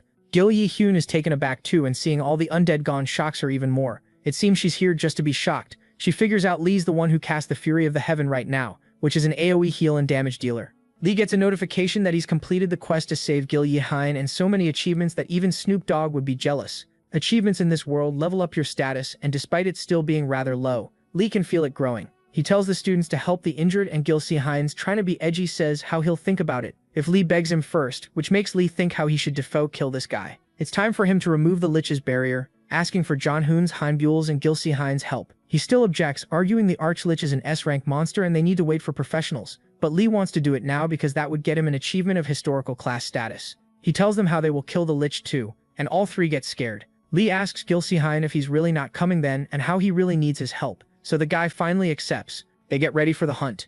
We see the two teachers running towards the gate, but they notice the students fighting with the Lich head-on. Du Si-hyun says how they shouldn't interfere. The Lich sends an attack towards Hanbuel. Spikes erupt from below, but he dodges thanks to Lee's call-out. Du Si-hyun's amazed at Lee's leadership skills. Lee dodges the spikes too, and he's excited for facing an Arch-Lich, a monster usually only found in the Dark Land. Lee's using his magic to mark the location of where the spikes will come from. So Lich decides to use a different attack now, which makes Lee order White to use one of her own. Lich's projectiles fly and White's ready to block them and deflect them too. Lee yells at the two students to go all out now, which they do, and they manage to pierce the Lich successfully. The monster screams in pain and sends more undead at them, but they're about to taste what women in the early 1800s tasted when disobeying their husbands, a knuckle sandwich. Jin-hoon straight up punches a sword, and while they're busy with the undead, the Lich uses this chance to channel his most powerful spell, the Rainbow Curse. It's 7 different curses, and each one is deadly. Lee knows this has to be the last phase of the fight then, and decides to deal with this attack all on his own, so the other students don't get killed by it. He uses his space control skill to deal with it, and the students can't believe he's going to take this entire attack alone. Jin-hoon asks Halen and White more about the curse attack, and she responds how the probability of not getting hit by a single one of the 7 curses is around 1%. The students can't believe Halen and White aren't worried, but White says how there's nothing to be worried about because her dad is extremely lucky, which confuses the students even more. Just then, Lee's AliExpress domain expansion cracks and he falls out with the students rushing in to help, but a confident smirk on his face makes them calm down. Tomorrow, Lee's thinking how everything went well last night, and he enters a room where Han Gu-ban and Shim Woo-ju are waiting for him. Even the head of the Darkness Guild, So Ye-yeon, is there. Lee knows they're the 3 strongest people in all of Korea, and he presents them with his black magic purification potion. So Ye-yeon offers to pay more for it, but Lee says how he has something else in mind. If they keep providing the mats, he'll keep making these potions for them. And in return he wants the ownership of the Darkland's 31st district, so he can construct a warp gate there. They are shocked to hear this, because making the warp gate in the Darkland is basically a mission impossible. Ye-yeon asks Lee if he's aware that the devil has awakened in the 31st district, and that's why bro wants it. He says how he wants to set up a store there too, and asks them if they have a deal. After a bit of negotiation, they did strike a deal. A couple of days pass and it's the ranking test day. but Lee knows another attack will happen before, but this time he's even more prepared. The notification lets him know of the second main quest starting, and this time it's the Devil's invasion of the academy. Lee wonders if everyone's safe, and learns that Charles and Sikan are in the library, which puts them in direct danger. He tells Boyle to gather everyone and move east, while he goes and helps Charles and Sikan. He's actually worried now because someone might actually die this time. The magic turrets are shooting at the monsters swarming from the Demon Gate, which gives Lee enough time to reach the library, which is already covered with the black magic, which will kill anyone who doesn't have black magic resistance, which is basically almost everyone but Lee. He spots Charles taking a nap, and sees her trembling when he gets close. He slams a potion down her throat which heals her just enough for her to tell Lee about Sion, who's at the annex getting wrecked by monsters from all sides like her name is Bonnie Blue. As Lee runs to the annex, he realizes that the owner of the gate might also appear. It's Lilith, the wife of the Great Devil. Lee knows that her coming to their world would immediately fail his main quest. He sees Sion trapped, and her body used for Lilith to take over. Lee's absolutely terrified now, since he knows that to stop Lilith from appearing he needs to get rid of Sion, which is something he could never do. He casts his regression magic, and summons 2 magic circles below and above her. He continues to channel his spell, but Sion opens her eyes, which are now glowing red. Lee falls down on his knee, with Sion approaching and in a demonic voice asking who he is. He introduces himself as the Dragon Slayer, which surprises the devil, while Lee keeps listing his titles, shocking the devil even more. He grabs Sion by the shoulder, looks the devil straight in the eyes and tells her that he'll destroy her. Sion's body begins to burn, hopefully her clothes too, but the devil makes her attack Lee, who just stands there and stops her attack with nothing but pure aura. He grabs her by the hand with a smile, and we see Sion's back, crying and jumping into Lee's embrace. Lee gets a bunch of legendary achievements from this, and feels like he's gonna faint after this battle. Lee collapses with Sion on top of him, a position I wouldn't mind being in. A bit later, he's recovered and checking the status of the quest, with it almost going perfectly well for him. He is worried how the demonization affected Sion mentally. White and Halen reach Lee and she hugs him crying because he got her hella worried. Lee meets with Yesin later, who thanks him for saving her daughter. Lee asks how Sion's doing, and after seeing her we see she leveled up from a baddie to a demon baddie. After checking her status, Lee realizes she's still not 100% safe from Lilith, but after she wakes up, the demonization even improved her curvature. She cries asking Lee what's gonna happen to her now, and he calms her down saying how everything's gonna be fine because he will protect her. He tells her mom that he'll start divine hunting starting today, to stop Lilith from awakening. Couple of days pass, with Lee visiting his new goth baddie daily, and she asks why didn't he just kill her back then, because that was the easier option. Bro whispers how he didn't want to lose her as a friend, but getting friend-zoned definitely wasn't on her to-do list today. She tells Lee how she wants to train and test these new demonic powers. She summons a powerful magic spell, and Lee explains how it's thanks to Lilith's power in her body that allows her to create mana organs. She asks Lee to help in her training, as she goes for an attack.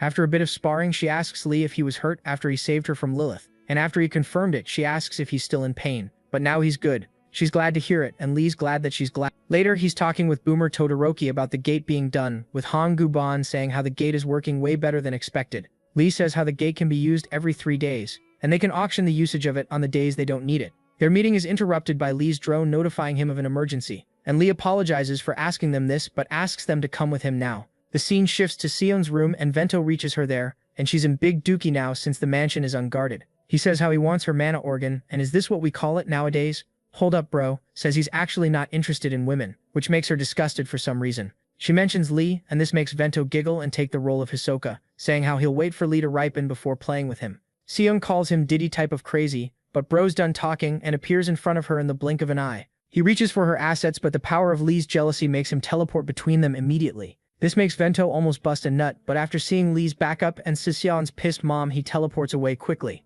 Lee lets Sision know how he's going to the Darkland and she wants to come with him, and usually he'd never allow this, but since she's gained Lilith's powers, he agrees to take her. The scene shifts to a couple of guys talking about a student buying this 31st district, but a pack of evil animals attacks them and Lee's here to save the day. He brought his harem with him and spots a new reincarnation of Lilith in a different body. He gets an emergency quest to stop her or else Sision dies, so he tells her to stand back and decides to face Lilith solo for now. She yells how she's gonna punish him now, and all I can say is smash. Lee goes live to gain power from his attention seeker ability and gets more viewers than Ninja while streaming with Drake. This makes his powers grow enough for him to stand a chance versus Lilith, and she's surprised he can withstand her black magic. Lee uses his magic against her, but she dodges and goes for the counterattack, which Lee successfully parries. After a bit, he's able to land a fatal blow on Lilith, which splatters her blood like it's those kinds of days women have. He spots the remaining part of Lilith's soul and he decides to absorb it, which makes him learn that he has reincarnated in an older patch of the game. After completely absorbing Lilith's soul, he gets another legendary rank achievement and falls flat on the ground. The scene shifts to Siwon sitting in a bar in the 31st district, with people calling her filthy for having demon blood. Halen calms her down, but the guys want to escalate things further. But an old man who runs the bar says how any and all damages need to be paid, and how only fistfights are allowed. Lee finally recovered, yells how he'll fight, and seeing Lee the mercs aren't too pleased, but accept the duel nonetheless. And just a quick second later, the guy is kissing the floor like it's his wife. Carl, the SS rank owner of the bar and the chief of the district security, declares Lee the winner of the duel. The leader of the mercs introduces himself as Anton and apologizes for the behavior of his men. Anton leads the Black Oak mercenary group, and Lee lets him know how he's going after Alice's nest now. The guy doesn't want to follow Lee there, but Lee mentions how Anton survived the intervention of Yang San and is probably scared of encountering him again. The guy gets annoyed at Lee for talking like this despite his daughter getting killed in the last nest raid, but Lee says how she can still be saved. The guy gets pissed off even more now since it's been over 10 years that she died, but Lee says there is still a way. Anton calms down as Lee explains exactly how he could save his daughter. Anton says he and his mercs will come with Lee, but if he's lying, he's dead. Lee then meets with Gil Yi-hyun, and she explains how the goods and the manpower he asked for have reached the Dark Land, and Lee shows her a place where they can mine black curium, a rare and precious ore. First, they gotta deal with the monsters and get the Black Oak mercs on their side. Two shadowy figures are spying on 31st District, and one of them says how he wants to test the new owner of it. He summons a special storm called the Madness of Corruption. Halen explains how it can corrupt people, so they need to evacuate. But Si-hyun doesn't want to leave, so this place gets destroyed and decides to stop the Madness of Corruption herself. Lee also gets an emergency quest to deal with it, or else Sion dies again, and he wonders if Yangsan Park is already here, since they're the only ones who could summon up this storm. Sion wants to tank the tornado until Lee gets back, and as the tornado hits her, she falls down on her knees but is still somehow able to endure it. A kid who summoned the storm is observing her, and his name is Jae-hoon, the Beastmaster. He gets spooked after seeing Lee clinging to the barrier of his moving sky island. Lee asks the boy if he's the one who summoned the storm, which he denies, and Lee knows the guy is lying, and despite having incredible power, he's still a kid, so Lee uses basic reverse psychology to make him admit that he did it. Lee then mentions Aries and Kwan, Jae-hoon's friends, and Lil Bro is surprised Lee knows them all. Lee gets angry at the boy for making it harder for him to find the Black Curia mines, and as a punishment orders him to do it and mine them instead. Lee also tells the boy to hand over the Gehenna's stone he used to summon the Madness of Corruption, and the boy obeys. As Lee leaves, he threatens to kill them all if they mess with his area again. Back to Sewon, who's about to die from the storm, and her last words were about to be, "I love you, Lee." But suddenly he appears in front of her saying they're leaving for the Alice's nest to bring this storm over there to help them wipe out the demons more easily. Back in the tavern, with people ready to evacuate, Halen notifies them that Lee has dealt with the storm and is taking it to Alice's nest, and the mercs should depart immediately to help Lee. While they're moving there, Lee explains that the tornado will deal with the demons but not Alice herself, so he'll need to deal with her personally. But seeing the huge aura in front means no easy task is ahead of them. Suddenly a bright flash appears, shooting a ray of light which literally pierces Lee's heart, leaving our boy dead on the ground. Simbo doesn't even realize what's just happened, but somehow manages to dodge the next attack directed at her. Alice appears in front of them, and realizing Lee's dead makes Simbo go berserk with her aura exploding and her body trembling as she fully adapts and conquers Lilith's power as her own. Seeing this scares Alice, but Simbo is already at her throat, slamming the demon mommy down on the ground and making her shake in fear. Alice almost cries, but Simbo, taking the full control of the Demon Queen's power, orders Alice to bow, which she does, and with a swift motion, Simbo decapitates her. Mercs arrive at the scene, and seeing Lee dead makes White cry. Simbo's back to them, but suddenly hears a voice saying how the time has come to fulfill the contract, and she sees that the madness of corruption is absorbing all the demons to merge them in a singular demonic entity known as Bel, the demon of lust and wealth. Even the main merc's daughter is about to be consumed, but with just a smile, Belial makes the merc freeze in place. Simbo and White charge at him, both sending their attacks, but Bros is aura farming and deflecting them literally by doing nothing, which means the power gap is huge. Suddenly Lee wakes up saying he won't die easily. Talk about an absolute ass pull by the author, absolute plot armor. Lee takes out his sword to fight Belial, but Halen warns him that no matter how strong Lee is, Belial's stronger, but Lee is confident he can win.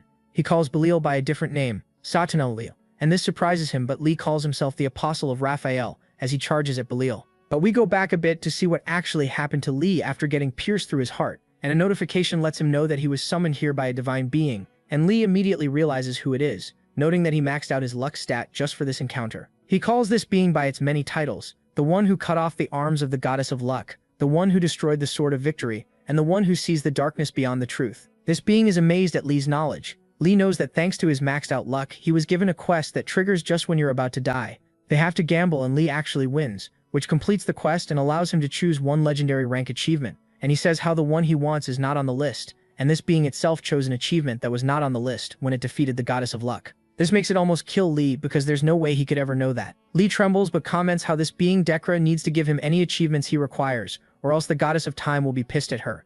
Lee is bluffing since he knows literally all the details about both of these goddesses. Dekra actually falls for his bluff and Lee asks for Raphael's achievements and thanks her cockily with a sly smile on his face. She calls him an insolent brat but still enjoyed her interaction with him, and now we're back in the present. Leo refuses to believe Lee's actually Raphael's apostle, but his belief is proven wrong after Lee slices him up like a Sunday deli special. Killing Leo earns Lee a mythical rank achievement. He lands down and sees the merc boss trembling as he's about to kill his own daughter to end her suffering. But Lee stops him saying he can help her. He then leaves to dismantle Alice's nest, also consuming all the magic he can, and this creates a legendary rank gemstone similar to Gehenna's stone he's already got, and with it he can save Surbachi, the merc's daughter. After he's done, Gil Yi Hyun says how they can finally begin mining the black curium, which makes Lee happy. A bit later, Lee goes to an open area where he'll summon the gates to the realm of the afterlife with the new gemstone, which will allow him to save Surbachi. In this world, when a person dies, its soul is reborn in a new life, but the body remains in the realm of the afterlife. Lee then activates the stone, piercing the sky, which makes the souls escape into Lee's world in search of the physical form. He warns his comrades that they are about to be attacked by the souls. Jung-Noon is still spectating when Quan arrives, saying how two of them need to join the fight as well. Lee appears in front of them, which scares Jung-Noon because he thinks Lee is the doppelganger king. Lee orders the kid to deal with the souls, but Quan thinks it's sus that Lee is the doppelganger king. He swings his hammer at Lee, but Lee's able to duck down, which surprises Quan. Lee's shitting his pants right now, realizing he only survived that swing because he happened to crouch down to pick up some black curium. Quan apologizes and Lee bluffs again, which luckily works again as Quan turns around in respect while internally Lee trembles in fear because he just accidentally escaped certain death. A bit later, Lee goes to an old man Geppetto who's the Yangsan Park Sky Island caretaker. Lee tells the old man how he wants to use black curium as optical artillery immediately and how he also wants to organize some souls from the realm of the afterlife. The old man stays silent for a moment but then sees through Lee's bluff, saying how he's not really the doppelganger king, and this scares Lee. The scene shifts back to the gates to the realm of the afterlife, with Seonol already worn out from holding the souls back. Suddenly a purple laser pierces the sky, disposing of the souls like they're yesterday's trash, and Seon immediately realizes this is Lee's sign for them to enter the realm of the afterlife. Back to Geppetto and Lee, where the old man asks him who he really is, so Lee comments how he comes from the future but the old man doesn't buy it. Lee calls the guy his grandpa, even using his full name and saying how if that's not enough he'll prove it to him, asking the Gramps to follow him. Geppetto tells Lee to stop pouring black curium in the optical artillery because that's gonna ruin it, but seeing the machine working normally makes the Gramps believe Lee's actually from the future. We go back to Sion and the squad as they enter the realm of the afterlife. The notification lets them know that they are being watched by the gods of death. Lee's surprised to see that even Halen is being awakened while in the realm of the afterlife. Lee says how this changes their plans and how they will never close the entrance to the realm of the afterlife. Back at the city, with demons invading all sides and students defending with all their might, Jin-Hoon knows they're leveling up fast this way, but they're still nowhere close to dealing with all the undead coming from the portal. He also worries about Sion, but a huge explosion makes Bro realize he should be worried for himself. Even Lee feels it in the realm of the afterlife, so he decides to head back to check. The explosion knocked out most of the students, with another demonic incarnation appearing. She calls Jin-Hoon strong, and seeing her, Han Bo-yul yells for Jin-Hoon to run. She ends Bro flying, which almost kills him too. Jin-Hoon decides to stop her, of course. Don't listen to the smart guy, and to the exact opposite actually. He tries to move but his body's frozen, and the demon baddie giggles out that it's time for him to die. Han Bo-yul realized that this incarnation is a manifestation of Jin-Hoon's forgotten memories, though he never expected them to take the form of a demon. We go 10 years back, where Han Bo-yul was on a probation mission with his guild to hunt down the demon. This is when he met Jin-Hoon the first time. A terrified young boy, but when Han Bo-yul approached him, the boy hushed him down with a calm voice, saying how there's a demon here, and Han Bo-yul saw the reflection of the demon in his eyes. He turns around to see where the demon is, but Jin-Hoon hushes him down again, saying how the demon will be watching them.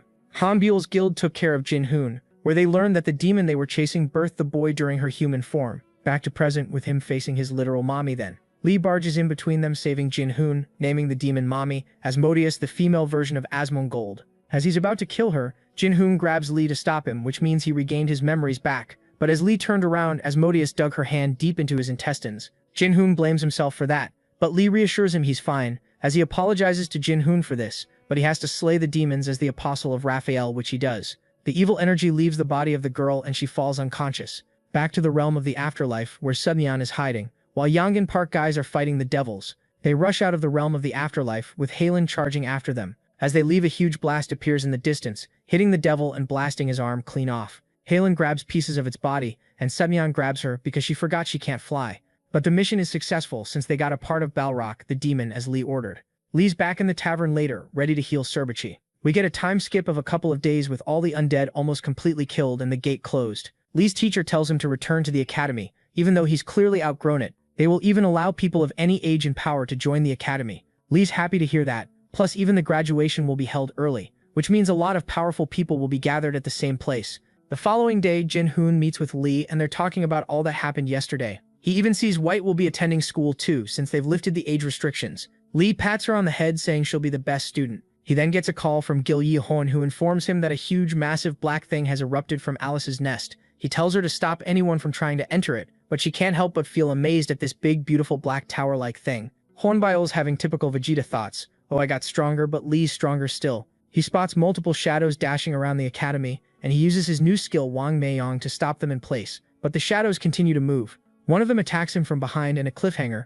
We go back to Lee who's practicing swordsmanship versus magic. He's actually able to cut mana with his sword, but then another shadow dashing grabs his attention. Lee uses his mana domination skill to detect where this someone is and spots a place with blocked mana. The cliffhanger is not long as we go back to Hwonbyeol looking like an average Londoner. He's nearly stabbed to death. The attacks keep coming at him, and he isn't even able to see from who. But just before the fatal blows hits him, it is stopped by Lee chopping it up like his name is Frederick Chopin. The assassin falls dead on the ground and Lee gets a new emergency quest that notifies him that all the students will be under attack until the end of the ranking exam. Hwonbyeol then falls on the ground losing blood like he's giga menstruating. Lee takes him to the hospital and sends the message to the students to be wary of ambushes. Back to the big black beautiful thing, where Sion and Anton discuss what to do with it. Serbiche looking hella fine asks where Gil Yi-hoon is, and Sion explains how she's dealing with other guilds, one of which is Martin Company. Sion gets excited looking at this big black beautiful thing, while its sheer size scares Serbiche. We go back to Lee who goes back to the assassin who goes back to his lord. A woman calls the dead assassin an idiot for getting killed by a student, and Lee immediately recognizes her as Selen, a talented S-rank mercenary. Lee dashes away, appearing behind Selen, who gets terrified of his speed. She introduces under a fake name, but Lee calls her by her real one, which makes her pissed. But bro calms her down, the good old bitch slap way. Lee turns away to look at the dead body for a quick moment, and she sees an opening, activating a distraction spell that blinds Lee as she uses this chance to escape. Lee actually wanted her to escape, because he knew if she told him anything about her mission she'd get Charlie kirked. The scene shifts to Charles and An Hae-rim entering the virtual space where they'll do their next exam. Here they watch a student named Chang fighting with another student named Dean to determine their ranks. Charles and An both decided to participate in the duels as well. A bit later, An is exhausted, having managed to rank in the top 100 out of 6,000 students, but is struggling in the current battle against a guy called Butcher. This guy's name is Choi, and he actually comes from the Dark Land. Suddenly the crowd buzzes how Lee won 7 duels in a row in an instant, so Amo forfeits her duel to go watch Lee. Choi is curious about this Lee guy. Lee wins 2 more duels. Easy peasy, but seeing that his next opponent is Choi gets Lee a bit worried. Suddenly students scream how someone has been killed, and how they can't leave this virtual space, which triggers the third main quest for Lee, where he needs to find all the terrorists disguised as students and finish them off. Jin-hoon tells Lee how these guys somehow brought in swords that can bypass the restriction of not killing in this virtual reality, and Lee yells how everyone should hide until they are able to exit this place. A creepy guy who looks like he came from Squid Game approaches Lee, and Lee's actually a bit nervous now. The guy challenges him for a one-on-one duel, but Lee has something else in mind. He orders Halen to hack the system and livestream it. Lee let Salen escape earlier, so Halen could track her and find their hideout from which they can hack the virtual space, and has now lifted the no-death rule from the terrorists too. This gets these little pussies terrified immediately, and Halen notifies Lee that she's almost done hacking the exit too. A huge shadow of a colossal titan rises over Lee, freezing him in fear. Lee yells for everyone to escape, and even Choi is scared for Lee to face this huge-ass Spartan-looking titan solo. Lee reassures Choi how he's going to be fine, so the guy listens and runs away. Lee knows these guys have summoned a replica Ares, the god of war, to this virtual space, so it doesn't have its usual full power, but still dealing with him and the terrorists at the same time will be bothersome. The guy taunts Lee saying how it doesn't matter. Lee hacked their hack but then just gets squashed like a bug under Ares' sword. The only thing Lee cares about though is if Halen is live streaming all of this. He takes out his heavenly sword, Ares swings his sword and they clash like Cell vs Gohan Kamehameha, and Ares crumbles like me when a girl actually talks to me. The dual arena exam is cancelled and the students have to deal with twin-headed trolls again. White comes out with measly 27k points, being second ranked just behind Lee, and all the students are slowly starting to realize Lee's reaching godlike status, while they're still stuck in the dirt.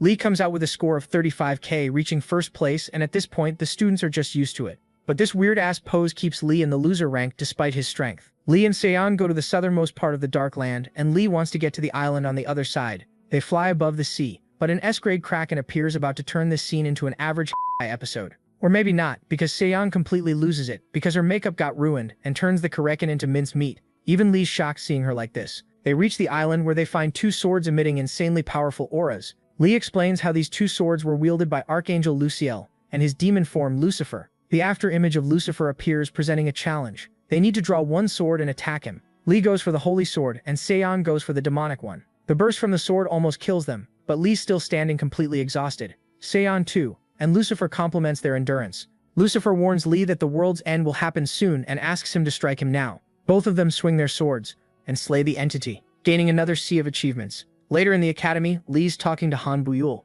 who's still hurting from the stab experience. Nadia greets them, and Lee turns into Andrew Tate again, being giga-misogynistic towards her. She's withholding Niagara Falls down there and asks Lee to meet her father, who wants to compete against Yangsan Park, but needs to speak to Lee first. Her father Changsun wields a bamboo weapon that can provoke the sea dragon, so that's why Lee needs to intervene. But hearing he's already here startles him as a huge lightning bolt crashes near them. The hidden quest to conquer the sea dragon appears, and Lee knows this is a big danger, so he grabs Nadia and tells her how they need to leave quickly. He teleports them to the airport where Changsun is, and bro looks like Brian Johnson, that forever young guy. He asks his daughter if this guy is her boyfriend, and Lee tells them how the sea dragon has awakened because of the bamboo weapon. Changsun doesn't understand why the dragon is awoken now since he's had this weapon for years, and Lee explains how even more divinities besides the sea dragon have awakened, but first he needs to deal with the sea dragon and yoink Changsun's bamboo weapon. Changsun hands it over, and Lee promises how he'll keep everyone safe. This starts the fourth main quest for Lee, where he needs to deal with all these divinities to prevent a global war.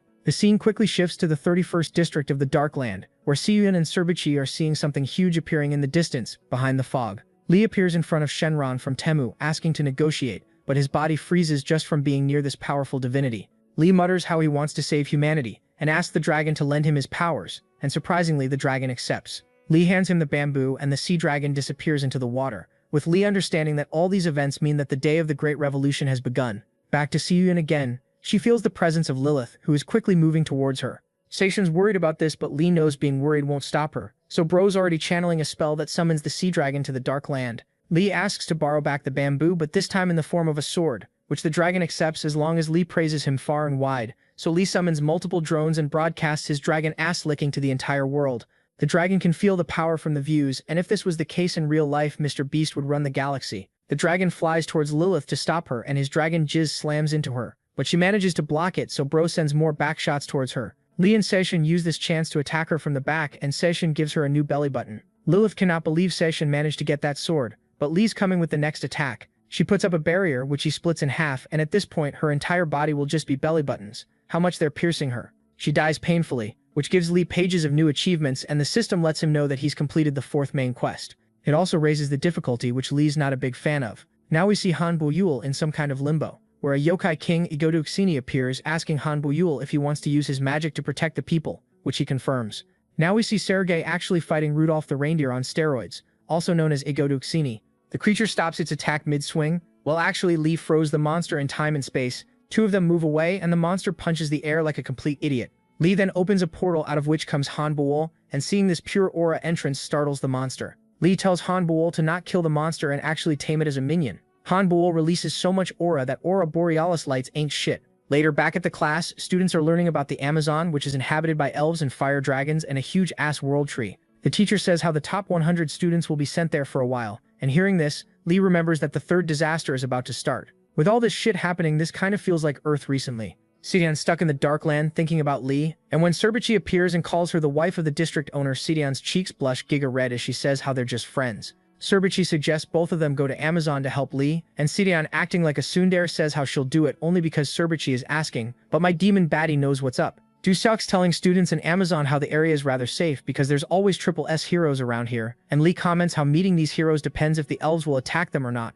Hearing him know about this continent as well surprises the students, asking him if there's anything he's not good at, and bro rapid fire responds by saying romance, which just proves to the students that no matter how strong you are, you can still be socially awkward as hell. Lee starts apologizing profusely, just proving this point. We go to the town of the elves where they talk about the humans who arrived to Amazon, and the elf chief Gallowin finds this hella sus. Messenger barges in saying how a human came to their town, and Lee walks in with la la la la, it's the motherfucking D-O-double-G music blasting in the background. Gallowin immediately uses his magic to stop Lee in his place, and Lee realizes that these elves actually are stronger than he is right now. Lee tries to explain politely how a huge war is coming to Amazon, which definitely doesn't sit well with the elves.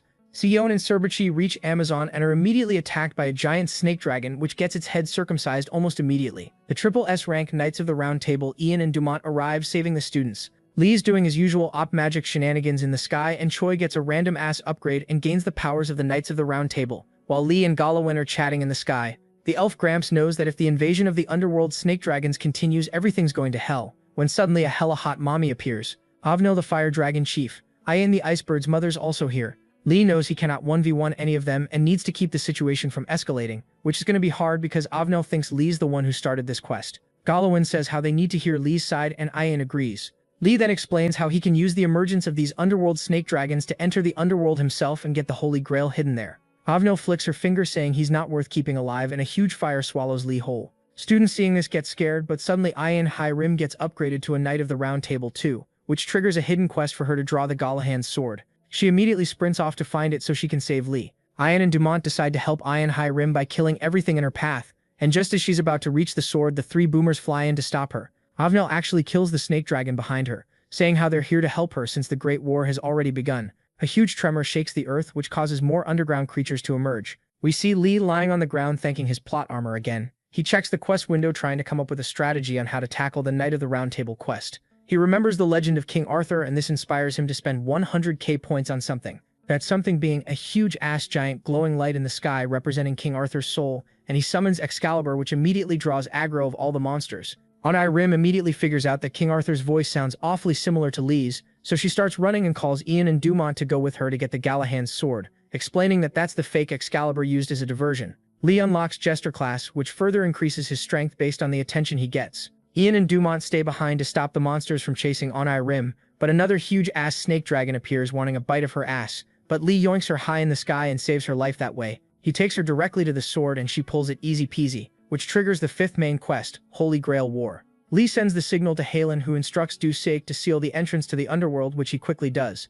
Lee tells Rim the plan, how they need to kill the remaining monsters, and Sion appears behind him like, "Sir." "Yes, sir." Lee's surprised but glad to see her and Cerberchi here, as they enter a huge-ass cave in search of the Holy Grail. Gramps and Mommy Dragons are surprised to learn Lee's still alive, while Dusek thinks how he did what he could, but isn't strong enough to fully seal the entrance to the underworld. But then Han Guban, Sion Amam and Boomer Todoroki come to support them and Halen explains how Lee's coming back in 30 minutes, so they just need to hold on for that long.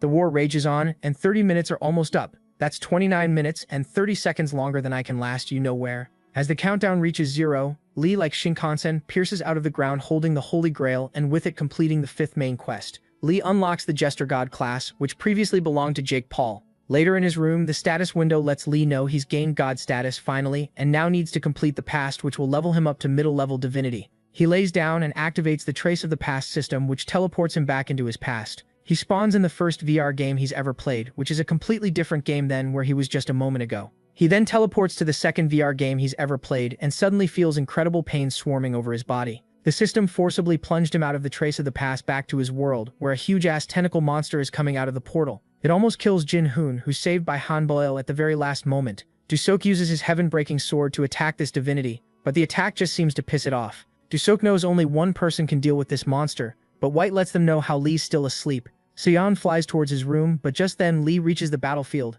It sends a back attack towards Lee that obliterates anything that's not a divinity, but Bro's here to literally aura farm as he blasts the tentacle, creating a tentacle soup. Plus he did it by using Dusok's heaven-breaking sword ability. Lee doesn't understand how he can use this ability, nor why he was teleported into different games he's played, but right now there's that giant creepy eye he has to deal with first. Lee tells Sion that they should head towards where everyone else is, where Dusok is just buying time defending, but then sees Lee wielding his strongest ability like it's nothing, which makes him realize Lee is definitely the main character. The heavenly demon that Dusok's made a contract with lets him know how he should help Lee at all costs. It gives Dusok even more power, and Lee tells him to focus on the legs while he deals with the main body. Lee knows it's going to be hard to survive, not for him, but for the rest of the guys here, and he doesn't want anyone to die. He lunges towards the main body with Dusok slicing off tentacles that are trying to stop Lee. Lee enters the abyss from which the monster is coming from. The scene shifts to Gil Yihyun, who's doing her best to gather as much support as possible for Lee. Dealing with a single tentacle requires at least an S-rank hero, but the report lets her know how Lee already solo made contact with the main body. Lee gets closer to the eye and uses his time barrier to contain the creature. Two of them will stay trapped in this domain until one of them dies, and it's going to be a tough 1v1 since Lee's dealing with high-level divinity now. He takes out his sword and this goofy-ass bamboo stick and goes in for an attack. Lee fights the tentacles for a couple of minutes, which feels like days in this time barrier, and the prolonged battle destroys both of Lee's weapons. He barely manages to parry the monster's next attack, but is now left completely weaponless. He blocks the next tentacle with his Holy Grail, and is feeling completely exhausted right now. The only thing he's got left is the Holy Grail, which is not really an offensive weapon, and Lee starts doubting that a low-level divinity like him could win against a high-level one. Lee decides to use the Holy Grail's wish to save this world, but is a tad bit too late as he's gained a new bowel in the form of a tentacle. He immediately activates the Holy Grail's wish, and a blinding light starts destroying the monster. Lee looks above and sees the one-armed martial artist with the golden eye. Everyone's standing outside just waiting to see what's going to happen, and with friends like these, who needs enemies? Sion's also worried, but that's not going to really help Lee. The time barrier Lee put up earlier collapses, and Lee is carried out by the shining figure guy. Everyone immediately realizes that this is the legendary one-armed martial artist with the golden eye, with Jin-hoon recognizing him as his father. The guy drops Lee like a bag of potatoes and flies back into the abyss and literally in 1 second defeats the monster and closes the portal. A couple of months pass and Lee is leaving the academy, with Duso coming to say goodbye, congratulating him and his friends on graduating. Lee thanks him with a kind smile as he's already planning his next goal. Season 1 of the manhwa ends here, and we get an even longer time skip now and see a place covered with snow with hooded people gathering in a bunker and saying how the Frost Lich's expansion is growing and they need help from a high-level hero or they'll be forever cut off from the rest of the world. A man in black approaches a kid offering to take him to a warm place and even give him some food, but the boy refuses, saying he doesn't talk to strangers. Lee's live streaming this, saying how people like this guy bait these poor kids with food and shelter, and the guy gets mad hearing this, but after Lee takes his hoodie off and introduces himself in white with a choreographed K-pop entrance that leaves the man in black physically cringing. The man in black's mission was to take this kid who is a new human, basically someone born in the great cataclysm that happened 3 years ago, which makes them extremely powerful, but first he needs to take out this cringe Lee guy. The boy yells out and with his voice alone stops the man from moving, and Lee tells the suit guy how the Martin company he works for isn't really known for raising these new humans in a nice way. The suit guy sends a fire attack at Lee, and the boy's worried it's gonna kill him. Were these guys living under a rock to not know who Lee is? White stops the attack easily, and with a quick hand motion Lee slams the guy back in the wall. Lee approaches the kid and asks him if he's heard about the Hero Academy in Korea, explaining how he comes from there and can take the boy there if he wants. The boy wants to be a hero, so he accepts. But just then the alarm triggers, letting them know how Frost Lich is about to attack their base.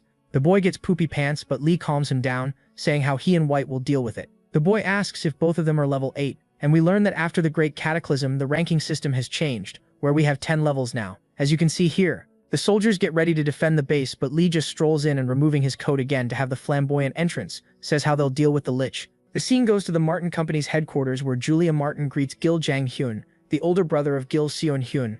This nerd was a chairman of their family's guild but lost the spot to his sister Gil Yi-hyun, and Julia Martin's got some twisted plans involving this loser. She takes him to a huge underground bunker where they have machines that force adjustments onto the new humans, with experiments already happening. She explains how their subjects can easily take out level 7 heroes, and Gil Jang-hyun asks what it would take for them to be able to beat level 8 heroes. She smirks hearing this greedy bastard as he thinks how his sister stole his position with the help of that level 8 Lee moron, and all bro cares about right now is revenge.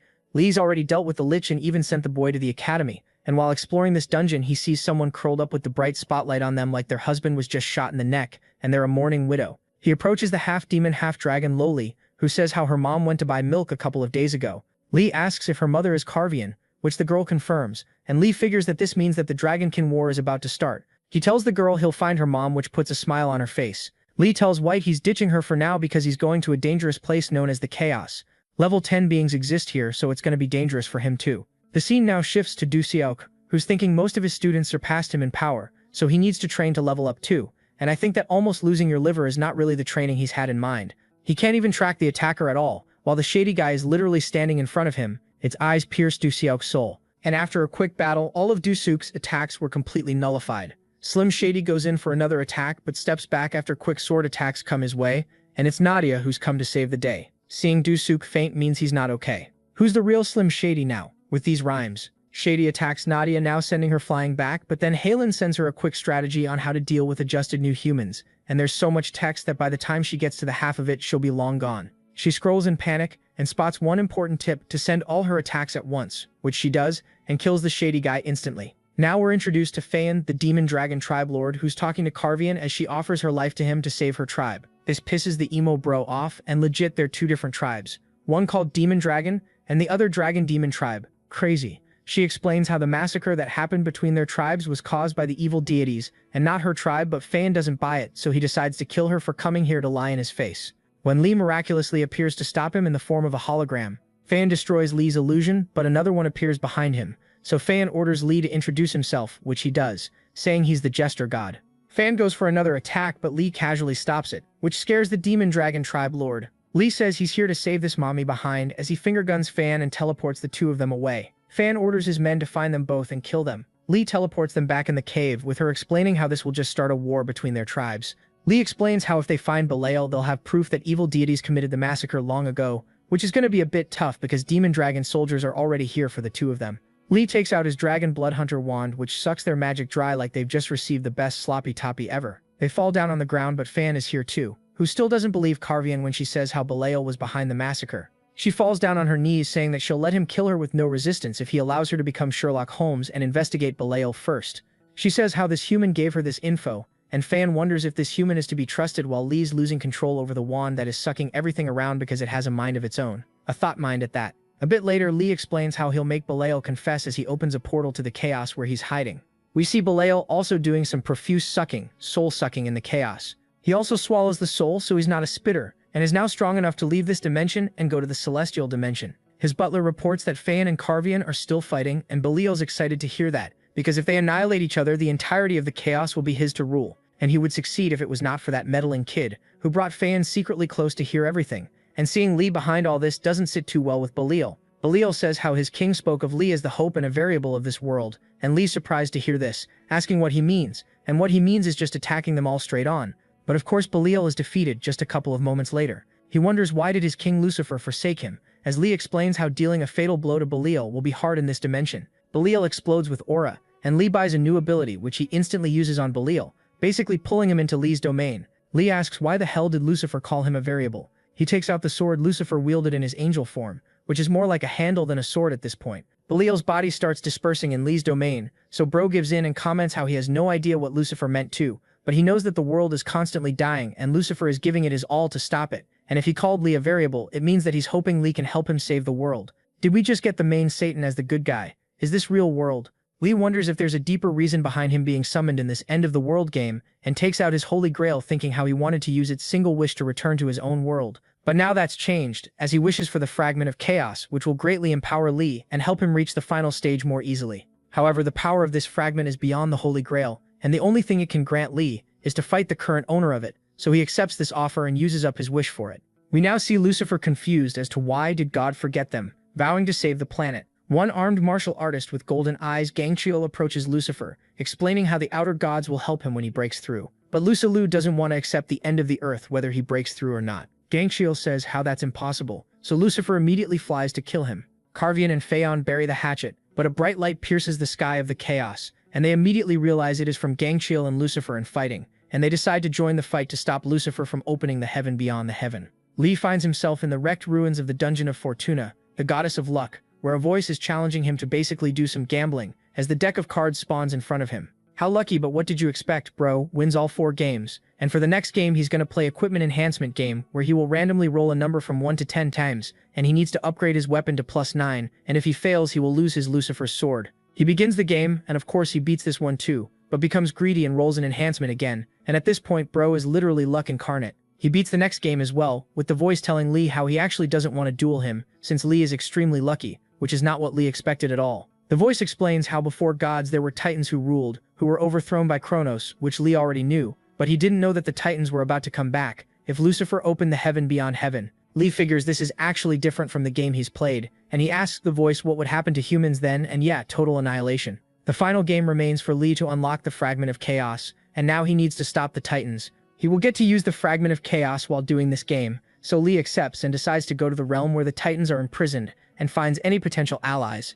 He teleports to the Abyss, the grave of the Elder Gods, where a chain comes right at him, but Lee vanishes as we are introduced to a new demon baddie. Lee appears behind her, calling her Ophelia the Titan Hunter, and she asks who he is. He asks for her help with stopping the Titan Hunters from coming to Earth, which she calls impossible since they're under the Titan Hunters' constant watch. Lee explains how Lucifer is trying to open heaven beyond heaven, which will allow for that to happen, and he asks again if she would be willing to help him now. Of course, Bro's about to record the hell out of her, promising her that this will turn her into a legend. something like Lisa Ann. They find the Titans and start swatting them like flies. Carvian and Phaon reach the dimension where Lucifer is, and he takes out the fragment of chaos, which startles Gankiel since there's only 5 of those in existence. With it, Lucifer vanishes Gankiel to an unknown dimension, and then starts to split the ground in order to open the heaven beyond heaven. Lee appears and uses his fragment of chaos to stop Lucifer, but is a bit too late as the giants start dropping down like the syndrome. Lee decides that the best option for now is to trap them in the heaven beyond heaven so he can save the earth. However, this fails him the Fortuna's quest, and he loses the fragment of chaos, but luckily he gains a lot of other perks, like his name is Peter Perker. A random-ass guy summons Cthulhu to wage war in the United States, where Lee is right now. Lee's goal is to find a new fragment of chaos, and he doesn't have a lot of time now. The server services warn the president how even level 8 heroes are dying and they need to evacuate. Suddenly Lee appears in their room saying he's got a solution. Whoa, a bald US president. This is like catching a shiny Pokemon. Lee explains how Cthulhu is after the fragment of chaos in America, and Lee asks the president to give him the fragment, swearing he'll use it to save their country. El Presidente agrees and they shake on it. The guy who summoned Cthulhu, Peter, is going through an ecstasy right now, but he snaps out of it after Cthulhu's tentacles get slashed. Lee goes in for another attack, and the guy sends more tentacles at him, and Lee keeps making Cthulhu sushi, finally reaching the guy but then disappearing and summoning a huge magic circle above him. The light beam from the circle deep throats the guy to hell and back. Sika bro pulled a get-out-of-jail-free card and retreated into Cthulhu's dimension. Lee waves him goodbye with a smug smile, knowing escaping from this dimension is near impossible. We see White and Dragon Demon Girlie are playing with magic, but White's body shakes as she senses someone with the same energy as hers.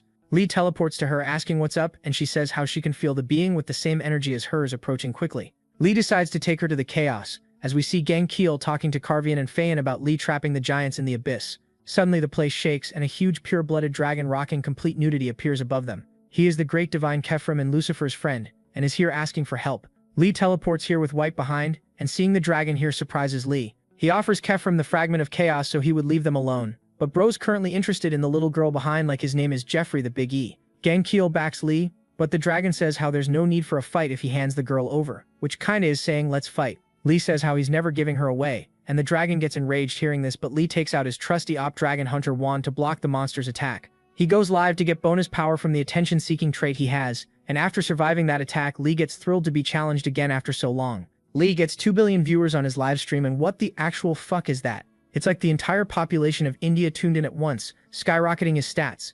However, this is still not enough since Lee lacks useful items to fight this dragon, which he had while playing the game, and wonders if there's a way for him to get them through the Trace of the Past system. He needs 10 minutes in this system, but Gankiel can't hold for that long. Suddenly, a group of heroes attack the dragon from the back, and it's Lee's old classmates who attack the dragon and are here to stall as much as possible. They saw Lee livestream and came, but this just pissed off the dragon even more. White cries out for Lee to hurry up and save them all, and he hops in the heaven beyond heaven. This levels him up to an exalted rank, and he decides to hide here while using the Trace of the Past system. Gankiel tells Jin-hoon to tap into his mom's powers to become stronger, explaining how before she became the demon she was an angel known as Cherubim. Jin-hoon listens to him and uses this power, while Cien, wielding the full power of Lilith, gets ready to attack the dragon, which already gets slammed in the belly by upgraded Jin-hoon. Lee meditates to activate the past system. His classmates keep on fighting, stalling as much as possible, but after 20 long minutes all of them are nearly done. Lee finally comes back calling the dragon a lizard, which is basically the N-word for the dragons. The students laugh at his carelessness while Lee yells how it's time to end this. The dragon senses Lee's power has grown immensely, where he's even stronger than Lucifer right now. This makes the dragon kneel down in front of Lee, and Lee decides to spare him and tells him to go back to Lucifer. The dragon asks for an honorable death, but Lee tells him to live and find his new purpose. After the dragon leaves, we have a new problem. Jin-hoon and his mother's power, which gained control over him just now. Gankiel and Lee run in to save him as Jin-hoon finds himself in limbo. Unable to move, he hears his mom's voice, and I would call this woman mommy too, not gonna lie. She slowly walks towards him, and with each step she takes, Jin-hoon feels more agony in his entire body. She tells Jin-hoon to stay here if he wants to live, and his father to survive too. Jin-hoon breaks down and starts to cry as he gives in. Gankiel was able to drive out the evil divinity from Jin-hoon and calm him down for now, and as they leave, Sion approaches Lee. They stand together in an awkward silence, which is like every single interaction you ever had with girls. Without saying a word, Lee walks towards the entrance to heaven beyond heaven with intention to close it using the fragment of chaos. The scene shifts to Peter, the Cthulhu summoner guy, as he walks towards the Martins family vault with the security guards trying to stop him, but bro gets rid of them faster than your ex got rid of you. He walks in and decides to test the strength of the ghouls here, and is able to take them out easily, but knows if he faced more of them he would have lost. He almost got backstabbed, but his body morphed and avoided the hit, and thinks how recruiting these ghouls will definitely be helpful. He sends the ghouls in the dimensional rift. Julia Martin reaches the vault now and is hella confused as literally her family work is all gone and they have no idea who or how took them. Lee's done with his task and Seon thanks him, saying, but bro responds how he should be thanking her, as she comments how she'll give him way more reasons to be grateful. Lee tells Seon about Peter and his dimensional rift, saying how if they stop him and go into his dimension, that will allow all of them to get even stronger. Lee's so excited thinking about growing stronger that it scares poor White, but Lee just falls deeper into his thoughts, which doesn't really help. Now Seon's the one feeling the rush as she comments how she can't wait to kill this Peter Parker guy, and seeing her like this spooks Lee. The boy almost beats my boy up, but he doesn't falter, still saying it's wrong, so the boss feeds him a tasty knuckle sandwich. But this gigachad still says it's wrong, so the boss gives him the soccer ball treatment. The guy falls next to Peter, who says how he's the only one with consciousness here, so he grabs the boss, sends him flying away, and begins to walk towards the safe. He opens it like it's no biggie, and decides to basically become Robin Hood and give this money to people who need it most. The owner of the bank is now talking to Lee, but Lee says how the bank truly works without morals, and the only way for it to become good again is for him to buy it. The owner comments how even if he had the money, that's still no easy task, and Lee slams a black card on the table, which means he's basically like an ambassador. Lee buys 51% of the bank, making him the majority owner, and a bit later reaches Peter, bitch slapping him for taking 51% of his money. Peter runs away, but Lee teleports behind him with another bitch slap, and just as Peter stands up, another bitch slap sends him flying. Lee says how no one can steal his money, and says how he'll show Peter how helping people can be done legally too. I mean, yeah, if you have infinite money hacks. Lee orders Halen to lower the interest rates from 26% to 3%, and also give good job offers to people in need to help them out even more that way. Peter thinks Lee is lying because even if Elon Musk was your dad and Jeff Bezos your mom, you wouldn't be able to afford this. So he tries attacking Lee, who easily dodges his attacks and bitch slaps the bro again. Peter escapes in his dimensional rift again, and somehow this is exactly what Lee wanted him to do. Seoyeon laughs, saying how it would have been more merciful to just kill the guy, as she pets White and starts tripping about how she would be his daughter if Seoyeon married Lee, but then literally starts to sweat from embarrassment, realizing what she's thinking about. Peter cannot believe Lee's grown so powerful, and he wants to go to an unknown dimension to level up even more, but knows that that could be detrimental to innocent people in his world. Bro Gen then goes to 31st District of the Darkland to train there, thinking Lee would never come to such a place. But Lee, at this point straight up bullying Peter, appears and says how he owns this place too. He goes in for another bitch slap, and poor Peter runs back towards his dimension again. He's so confused as to how Lee can detect him and reach him this quickly, so he decides to go to the opposite side of the world, in South America. But Lee's waiting for him there, so this poor loser runs back to his dimension again, thinking how Lee has to be corrupt too, since he owns so many territories and banks across the world, which just fuels Peter more to get revenge. We see Gil Yi-hyun and Lee talking now, and she asks for the reason Lee bought this huge land with just low-level monsters and no resources. Lee laughs and doesn't really say, but thinks how Peter will probably open the other world soon, and we go back to Peter on the brink of madness. Getting tortured by Lee both mentally and physically is taking its toll, so bro has no other choice but to open the portal to the unknown world. Huge earthquakes begin to happen on the land Lee just bought, and just a moment later a village appears, and a couple more moments later a whole ass medieval town. Lee comments how he'll explain it all on his live stream later, but says how in empty areas throughout the world these random villages and towns will begin spawning. In these villages are dimensional trades who buy and sell stuff through different worlds, and if this planet's forces try to fight them, they might summon even more powerful forces from various dimensions. Lee orders Gil Yi-hyun to take care of them and form good alliances, and just casually strolls away. Lee's live streaming now as he enters one of these interdimensional shops, and is greeted by Kellogg, the achievement shop owner. Lee decides to sell off the achievements he doesn't need, and Kellogg offers Lee 11 million DP, which is a currency they use, for this achievement. They shake hands on it, and Lee goes to the taming shop where Rhea the owner greets him. Lee gets a taming tattoo here, which allows him to either tame or absorb highest level monsters and demons. She asks for 3 million DP for the tattoo, since Lee got the most powerful one, and hearing this price shocks him. He then teleports away, and we see a guy spying on him this entire time. This person comes to Kellogg, and offers a legendary achievement called the one who endures pain worse than death. Kellogg doesn't really want to buy it, since this type of stuff usually brings bad luck, but offers measly 2 million DP for it. The guy asks for 10 million DP, like the last guy got, but Kellogg doesn't budge, so Peter tries to haggle some more, and Kellogg increases the price to a whopping 2.5 million, like a true pawn star. Peter begs for more, and they settle on 3 million. We go to one Gangshale, who's talking to his son Jin-hoon, who promises to go to the demon realm and break the demon bonds put on him and his mom. Gangshale explains how he'll need to defeat his brother in the demon realm, which is no easy task, and Jin-hoon decides to use the taming tattoo to absorb all the demons along the way to grow stronger, so he can defeat his big bro. Lee's grinding in the Pacific Ocean now, but a sudden emergency quest pops up for him to stop otherworldly monsters from invading. He flies there quickly as we see these weird cloud-looking ass monsters, Epity, Tunicle, and Spore. The guild Dawn Sword is trying to stop them, with Chang Yun leading them. Suddenly Han Buell comes to the rescue and tells the guys to retreat while he handles the cloudy monsters. Lee yells for him to stop because he's here to absorb them all as he activates his taming tattoo. Bro summons Ancient Kraken which falls down on all the monsters, and Lee tells Buell to seal the space now as he goes in to finish the last monsters remaining in the den. White calls for Lee, and they've changed her name like 20 times so far. Anyways, she wants to come with to also have some fun. She wants to tame cute squids like her daddy, and Lee's just surprised at her behaving this way, and tells her to come along. He explains how they cannot tame these monsters though since they have no physical form, besides the den's king. Look at these copy-paste looking ass monsters, and White's excited to hear that if she can tame any, she's gonna get an allowance from Lee. She flies in and Lee faces the den's king.